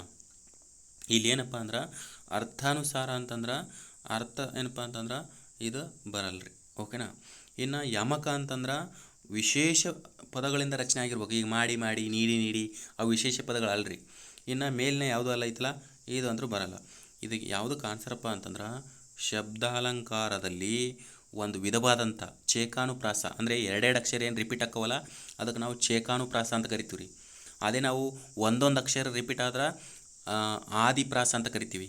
ಓಕೆನಾ. ಈಗ ಒಂದೊಂದು ಪದ ಅಂದ್ರೆ ಹೆಂಗಪ್ಪ ಅಂತಂದ್ರೆ ಒಂದೊಂದು ಅಕ್ಷರ ಅಷ್ಟೇ ರಿಪೀಟ್ ಆಗ್ಬೇಕು ರೀ. ಇಲ್ಲಿ ಎರಡೆರಡು ಅಕ್ಷರ ರಿಪೀಟ್ ಆಗ್ಯಾವು, ಮಾಡಿ ಮಾಡಿ, ನೀಡಿ ನೀಡಿ ಅಂತ. ಓಕೆನಾ. ಸೊ ಈಗ ನೆಕ್ಸ್ಟ್ ಹೋಗೋಣ ನೋಡಿರಿ. ಅಲಂಕಾರದ ಮುಖ್ಯ ವಿಧಗಳು, ವೆರಿ ಇಂಪಾರ್ಟೆಂಟ್. ಏನು ವಿಧಗಳು? ಒಂದು ಶಬ್ದಾಲಂಕಾರ ಐತಿ, ಇನ್ನೊಂದು ಅರ್ಥಾಲಂಕಾರ ಐತಿ. ಓಕೆನಾ. ಇನ್ನು ಶಬ್ದಾಲಂಕಾರದ ವಿಧಗಳು ಇಲ್ಲೇ ಕ್ವಶನ್ ಕೇಳ್ಯಾನ್ರಿ, ಈ ಪೋರ್ಷನ್ ಮೇಲೆ ಕ್ವಶನ್ ಕೇಳ್ಯಾನ್ರಿ. ಅರ್ಥ ಐತ್ರಿ? ಇದೈತಲ್ಲ, ಈ ಪೋರ್ಷನ್ ಮೇಲೆ ಕ್ವಶನ್ ಆಗಿರೋದು. ಈ ಶಬ್ದಾನುಪ್ರಾಸದಲ್ಲಿ ನಾನು ಹೇಳಿದೆ ಅನುಪ್ರಾಸ ಅಲಂಕಾರ, ಇದರಲ್ಲಿ ಅಕ್ಷರಗಳ ಪುನರಾವರ್ತನೆ ಆಗಿರ್ತೈತಿ, ಆದ್ರೆ ಒಂದೇ ಒಂದು ಅಕ್ಷರ ಆಗಿರ್ತೈತಿ ರೀ. ಓಕೆನಾ. ಆದಿಪ್ರಾಸ ಅಥವಾ ಅನುಪ್ರಾಸ ಅಂತ ಕರಿತೀವಿ.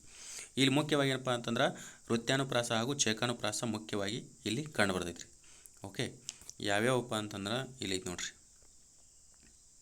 ವೃತ್ತಾನುಪ್ರಾಸ ಅಂತಂದ್ರೆ ಸಾಮಾನ್ಯವಾಗಿ ಒಂದೊಂದು ಅಕ್ಷರ, ಚೇಕಾನುಪ್ರಾಸ ಅಂತಂದ್ರೆ ಎರಡೆರಡು ಅಕ್ಷರ. ಓಕೆನಾ. ಈ ರೀತಿ ಇದು ಐತಲ್ಲ ರೀ, ಯಮಕ ಐತಲ್ಲ ಮೂರು ಅಕ್ಷರ ರೀ. ಆಮೇಲೆ ಚಿತ್ರ ಕವಿತ್ವ ಐತಲ್ಲ ಪೂರ ಸೆಂಟೆನ್ಸ ರಿಪೀಟ್ ಆಗ್ತಿರ್ತೈತಿ. ಸೊ ಈ ರೀತಿ ಏನಪ್ಪ ಅಂದ್ರೆ ನಾನು ಅದಕ್ಕೆ ಹೇಳಿದೆ, ಅಲಂಕಾರಗಳ ಕ್ವಶನ್ ಹಾಕ್ಬೇಕಂತಂದ್ರೆ ನಮ್ಗೆ ಪೂರ್ತಿಯಾಗಿ ಅಧ್ಯಯನ ಅವಶ್ಯಕತೆ ಐತ್ರಿ. ಈಗ ನಾವು ಅಲಂಕಾರ ಗೊತ್ತಿದ್ದಂಗೆ ಅನ್ಸುತ್ತೆ, ಬಟ್ ಯಾವುದಕ್ಕೆ ಯಾವುದು ಎಕ್ಸಾಂಪಲ್ ಅಂತ ಗೊತ್ತಾಗಲ್ಲ. ಅರ್ಥ ಐತ್ರಿ? ಸೊ ಹಂಗಾಗಿ ಏನಪ್ಪ ಅಂತಂದ್ರೆ ಇದು ರೈಟ್ ಆನ್ಸರು ಚೇಕಾನುಪ್ರಾಸ ಆಗಿರ್ತೈತಿ ರೀ. ಓಕೆ. ಇನ್ನು ನೆಕ್ಸ್ಟ್, ಪದ್ಯವನ್ನು ಓದುವಾಗ ಅರ್ಥ ಕೆಡದಂತೆ ಪದ್ಯಪಾದದ ನಿಯಮಿತ ಒಂದೆಡೆ ನಿಲ್ಲಿಸುವ ಸ್ಥಳಕ್ಕೆ ಏನಂತ ಕರಿತೀವಿ? ಈ ಛಂದಸ್ಸು ಅಲ್ಲಿ ಬರ್ತೈತಲ್ರಿ, ಆ ಪೋರ್ಷನ್ ಕ್ವಶನ್ ರೀ ಇದು. ಈ ಛಂದಸ್ ರಚನೆಯಲ್ಲಿ ಪದ್ಯಗಳ ಒಂದು ರಚನೆ ಮಹತ್ವವಾದ ರಚನೆ ಆಗೈತಿ. ಓಕೆನಾ. ಸೊ ಪದ್ಯಗಳನ್ನು ಓದುವಾಗ ಅರ್ಥ ಕೆಡದಂತೆ ಈ ಪದ್ಯಪಾದದ ನಿಯತವಾದ ಒಂದೆಡೆಯಲ್ಲಿ ನಿಲ್ಲಿಸುವ ಸ್ಥಳಕ್ಕೆ ಕ್ವಶನ್ ಎಲ್ಲೈತೆ ಅಂದ್ರೆ ಇಲ್ಲಿ ಐತ್ರಿ. ಈ ಪದ್ಯ ಓದ್ತಿರ್ತೀವಲ್ರಿ, ಒಂದು ಎಡೆಯಲ್ಲಿ ಅರ್ಥ ಕೆಡದಂಥ ಒಂದು ಸ್ವಲ್ಪ ಏನಪ್ಪ ಅಂದ್ರೆ ನಿಂತು ಹೋಗ್ತಿರ್ತೀವಿ. ಸೊ ಅದಕ್ಕೆ ಏನಂತ ಕರಿತೀವಿ ಅಂತ ಕೇಳೋಣ. ಇಲ್ಲಿ ನೋಡ್ರಿ, ಪ್ರಾಸ ಅಂತ ಕೇಳೋಣ, ಆಮೇಲೆ ಯತಿ ಅಂತ ಕೊಟ್ಟಾನ, ಆಮೇಲೆ ಗಣ ಅಂತ ಕೊಟ್ಟಾನ, ಮೇಲ್ನೇ ಯಾವುದು ಅಂತ ಕೊಟ್ಟಾನ. ಓಕೆನಾ. ಇಲ್ಲೇನಪ್ಪ ಅಂತಂದ್ರೆ ನಾವು ಮುಖ್ಯವಾಗಿ ನಿಲ್ಲೋದು ಅಂತ ಬಂದ್ರೆ ಇದು ಏನಪ್ಪ ಅಂದ್ರೆ ಯತಿ ಆಗುತ್ತೆ ರೀ ಆನ್ಸರ್. ಓಕೆ. ಇಲ್ಲಿ ಕೊಟ್ಟಾನ, ಎಕ್ಸ್ಪ್ಲೇನ್ದಾಗ ನೋಡಿಬಿಡೋಣ ಪ್ರಾಸ ಅಂದ್ರೆ ಏನು, ಯತಿ ಅಂದ್ರೆ ಏನು. ಫಸ್ಟ್ಗೆ ಏನಪ್ಪ ಅಂದ್ರೆ ಪ್ರಾಸದ ನೋಡ್ಕೊಂಡು ಬಿಡೋಣ್ರಿ. ಏನು ಪ್ರಾಸ ಅಂತಂದ್ರೆ ಸಾಮಾನ್ಯವಾಗಿ ಪದ್ಯದ ಪಾದಗಳಲ್ಲಿ ಅಂದರೆ ಚರಣ, ಸಾಲು ಅಂತ ಕರಿತೀವಲ್ಲ ಅಲ್ಲಿ. ಸೊ ಪದ್ಯದ ಏನಪ್ಪ ಅಂದ್ರೆ ಪಾದಗಳಲ್ಲಿ ಅಥವಾ ಸಾಲುಗಳಲ್ಲಿ ನಿರ್ದಿಷ್ಟವಾದ ಸ್ಥಳದಲ್ಲಿ ಒಂದೇ ತೆರನಾದ ವ್ಯಂಜನಾಕ್ಷರಗಳು ಇಲ್ಲೇ ಐತೆ ನೋಡ್ರಿ. ಪ್ರಾಸ ಅಂದ್ರೆ ಈಗ ನೋಡಪ್ಪ, ಯಾವನೊಬ್ಬ ಹಾಡ ಕಟ್ಟಿರ್ತಾನೆ, ಜನಪದ ಕಟ್ಟಿರ್ತಾನೆ ಅಥವಾ ಇನ್ನೇನೋ ಕಟ್ಟಿರ್ತಾನೆ, ಅವಾಗ ನಾವು ಏನು ಹೇಳ್ತೀವಿ, ಏನು ಪ್ರಾಸ ಬರ್ದಾನಪ್ಪ, ಬಾಬಾ ಏನು ಸಾಲು ಬರ್ದಾನಪ್ಪ ಅಂತ ಕರಿತೀವಿ. ಅಂದರೆ ಒಂದೇ ತೆರನಾದಂಥ ವ್ಯಂಜನಗಳನ್ನು ಪುನರಾವರ್ತನೆಗೊಳಿಸಿ ಬರೆದಿರುವಂಥ ಒಂದು ಪದಕ್ಕೇನಪ್ಪ ಏನು ಸೆಂಟೆನ್ಸಿಗೆ ಏನಪ್ಪ ಅಂತಂದ್ರೆ ಪ್ರಾಸ ಅಂತ ಕರಿತೀವಿ. ಓಕೆನಾ. ಇನ್ನು ನೆಕ್ಸ್ಟ್, ಘನ ಅಂದ್ರೆ ಏನಪ್ಪ ಅಂತಂದ್ರೆ ಘನ ಇಲ್ಲಿ ನೋಡಿರಿ. ಘನ ಅಂತಂದ್ರೆ ಏನಂತಂದ್ರೆ ಪದ್ಯದ ಪ್ರತಿ ಪಾದದಲ್ಲಿ ಅಂದ್ರೆ ಪ್ರತಿ ಸಾಲಿನಲ್ಲಿ ಅಂತ ಅರ್ಥ. ಅಕ್ಷರಗಳನ್ನು ಕೆಲವು ನಿಯಮಗಳಿಗೆ ಅನುಸಾರವಾಗಿ ವಿಂಗಡಿಸೋದು. ಅಂದ್ರೆ ಈ ಅಕ್ಷರಗಳು, ಪ್ರತಿ ಪಾದದ ಅಕ್ಷರಗಳನ್ನು ಏನಪ್ಪ ಅಂದ್ರೆ ಕೂಡಿ ಮಾಡಿ ಹಿಂಗೆ ನಾವು ವಿಭಜಿಸ್ತೀವಲ್ಲ, ಕೆಲವೊಂದಿಷ್ಟು ರೂಲ್ಸನ್ನು ಅಥವಾ ನಿಯಮಗಳನ್ನು ಫಾಲೋ ಅಪ್ ಆಗಿಬಿಟ್ಟು ವಿಂಗಡಿಸೋಕೆ ನಾವು ಏನಂತ ಕರಿತೀವಿ, ಘನ ಅಂತ ಕರಿತೀವಿ. ನೆಕ್ಸ್ಟ್ ಏನಪ್ಪ ಅಂದ್ರೆ ಇದೆ ಈ ಸದ್ದ ನೆಕ್ಸ್ಟ್ ಯತಿ ಅಂದರೆ ಯತಿ ಅಂದ್ರೆ ಈ ಥರ ಮೀನಿಂಗ್ ರೀ. ಅಂದ್ರೆ ಯತಿ ಅಂತಂದ್ರೆ ಸಾಮಾನ್ಯವಾಗಿ ಏನಪ್ಪ ಅಂದ್ರೆ ಪದ್ಯವನ್ನು ಓದುವಾಗ ಅರ್ಥ ಕೆಡದಂತೆ ಏನಪ್ಪ ಅಂತಂದ್ರೆ ನಿಯಮಿತ ಒಂದೆಡೆಯಲ್ಲಿ ನಿಲ್ಲಿಸುವ ಸ್ಥಳಕ್ಕೆ ಏನಂತ ಕರಿತೀವಿ ಅಂದ್ರೆ ಯತಿ ಅಂತ ಕರಿತೀವಿ. ಓಕೆನಾ. ನೆಕ್ಸ್ಟ್, ಸೊ 19ನೇದು ಏನಪ್ಪ ಅಂತಂದರೆ ಕಂದ ಪದ್ಯದಲ್ಲಿ ಒಟ್ಟು ಸಾಲುಗಳ ಸಂಖ್ಯೆ. ಓಕೆನಾ. ನಾನು ನಿನ್ನೆ ಹೇಳಿದ್ದೆ, ನಿನ್ನೆ ಕ್ಲಾಸ್ನಲ್ಲಿ ಏನಪ್ಪ ಅಂದ್ರೆ ಕವಿರಾಜ ಮಾರ್ಗ ರಚನೆ ಆಗಿರೋದು ಯಾವ ಒಂದು ಇದರಲ್ಲಪ್ಪ ಅಂತಂದ್ರೆ ಕಂದ ಪದ್ಯದಲ್ಲಿ ಅಂತ ಹೇಳಿದ್ದೆ. ಓಕೆನಾ. ಆ ಕಂದ ಪದ್ಯದಲ್ಲಿ ಇವತ್ತೇನು ಕೇಳೋಣ, ಸಾಲುಗಳು ಎಷ್ಟಿರ್ತಾವೆ ಅಂತ ಕೇಳೋಣ. ಓಕೆನಾ. ಸೊ ಆಪ್ಷನ್ದಾಗ ನೋಡಿಬಿಡೋಣ. ಆಪ್ಷನ್ದಾಗ ಏನಂತಂದ್ರೆ 3 ಅಂತ ಐತಿ, 4 ಅಂತ ಐತಿ, 6 ಅಂತ ಐತಿ, 8 ಅಂತ ಐತಿ. ಸೊ ಕಂದ ಪದ್ಯದಲ್ಲಿ ಏನಪ್ಪ ಅಂತಂದ್ರೆ ಒಟ್ಟು ಏನಪ್ಪ ಅಂದ್ರೆ ಕಂದ ಪದ್ಯದಲ್ಲಿ ಒಟ್ಟು ಸಾಲುಗಳ ಸಂಖ್ಯೆ ಎಷ್ಟಪ್ಪ ಅಂತಂದ್ರೆ 4 ಸಾಲುಗಳನ್ನು ಒಳಗೊಂಡಿರ್ತೈತಿ. ಓಕೆನಾ. 4 ಸಾಲುಗಳನ್ನು ಒಳಗೊಂಡಿರ್ತೈತಿ. ಮತ್ತು ಮಾತ್ರೆಗಳ ಬಗ್ಗೆ ಇನ್ಫಾರ್ಮೇಷನ್ ಇಲ್ಲಿದೆ, ನೋಡ್ತೀನಿ. ಓಕೆನಾ. ಇನ್ನು ಕಂದ ಪದ್ಯವು ಓಕೆನಾ, ಇಲ್ಲಿ ನೋಡ್ರಿ ಕಂದ ಪದ್ಯ ಸಾಮಾನ್ಯವಾಗಿ ಏನಿರ್ತೈತೆ ಅಂದ್ರೆ 4 ಸಾಲಿನ ಪದ್ಯವಾಗಿದ್ದು ಇದರಲ್ಲಿ ಮುಖ್ಯವಾಗಿ ಒಂದೇನಪ್ಪ ಅಂದ್ರೆ 4 ಮಾತ್ರೆಯ ಗಣಗಳ ವಿಂಗಡಣೆ ಆಗಿರ್ತೈತಿ. ಕಂದ ಪದ್ಯ ಬಂತಂದ್ರೆ ಹೆಂಗಪ್ಪ ಅಂತಂದ್ರೆ 4 ಮಾತ್ರ ವಿಭಜನೆ ಆಗಿರ್ತೈತಿ ರೀ, ವೆರಿ ಇಂಪಾರ್ಟೆಂಟು ಓಕೆನಾ. ಇನ್ನು ನೆಕ್ಸ್ಟ್ ಕ್ವಶನ್ ನೋಡ್ರಿ ಎಷ್ಟು ಚಂದ ಐತಿ. ಹುಡುಗರು ಶಾಲೆಯಲ್ಲಿ ಚೆನ್ನಾಗಿ ಓದಲಿ ಎಂಬುದು ಈ ಕೆಳಗಿನ ಯಾವ ವಾಕ್ಯ ಪ್ರಕಾರಕ್ಕೆ ಉದಾಹರಣೆಯಾಗಿದೆ. ಕ್ವಶನ್ ಐತಿ ಯಾವ ವಾಕ್ಯ ಪ್ರಕಾರ, ಇಲ್ಲೈತಿ ನೋಡ್ರಿ ಯಾವ ವಾಕ್ಯ ಪ್ರಕಾರಕ್ಕೆ ಉದಾಹರಣೆಯಾಗಿದೆ ಅಂತ. ಸೆಂಟೆನ್ಸ್ ಏನು, ಹುಡುಗರು ಶಾಲೆಯಲ್ಲಿ ಚೆನ್ನಾಗಿ ಓದಲಿ. ಇಷ್ಟು ಓದ್ಬಿಟ್ಟು ನಾವೇನಪ್ಪ ಅಂದ್ರೆ ಯಾವಾಗಲೂ ಆಪ್ಷನ್ ನೋಡ್ಬೇಕ್ರಿ ಓಕೆನಾ. ಓದಲಿ ಮಾಡಲಿ ಎಲ್ಲಿ ಬರ್ತಾವಂತ ಇಲ್ಲಿ ನೋಡ್ರಿ. ಇದು ನಿಶ್ಚಯ ವಾಕ್ಯನು ಓದಲಿ ಅಂತ ಹೇಳ್ಯಾರ, ಓದುತ್ತಾರೆ ಅಂದ್ರೆ ನಿಶ್ಚಯ ಆಗ್ತಿತ್ತೇನೋ, ಅಂದ್ರೆ ನಿಶ್ಚಯ ಅಂದ್ರೆ ಆಗಲೇಬೇಕಾದಂಥದ್ದು. ಅವು ಓದಲಿ ಮಾಡಲಿ ಅವೆಲ್ಲ ನಿಶ್ಚಯ ಆಗಂಗಿಲ್ಲ ರೀ. ಇನ್ನು ಮಿಶ್ರ ವಾಕ್ಯ ಮುಂದೆ ಏನಾರ ಮಿಶ್ರ ಆಗೈತೆ ಸೆಂಟೆನ್ಸ್ ಜೊತೆ ಓದಲಿ ಆದರೆ ಅವರ ವೇಳೆ ಅನುಸಾರ, ಆದರೆ ಇದರ ಮಿಶ್ರ ವಾಕ್ಯ ಸೇರ್ಬೇಕು, ಇನ್ನೊಂದು ವಾಕ್ಯ ಸೇರ್ಬೇಕು ಅದಕ್ಕೆ. ಇನ್ನು ಸಂಭವನಾರ್ಥ ಏನಪ್ಪ ಅಂದ್ರೆ ಸ್ವಲ್ಪ ಏನಪ್ಪ ಅಂದ್ರೆ ಬರ್ಬೋದಾದಂಥ ಚಾನ್ಸಸ್ ಇರ್ತೈತಿ.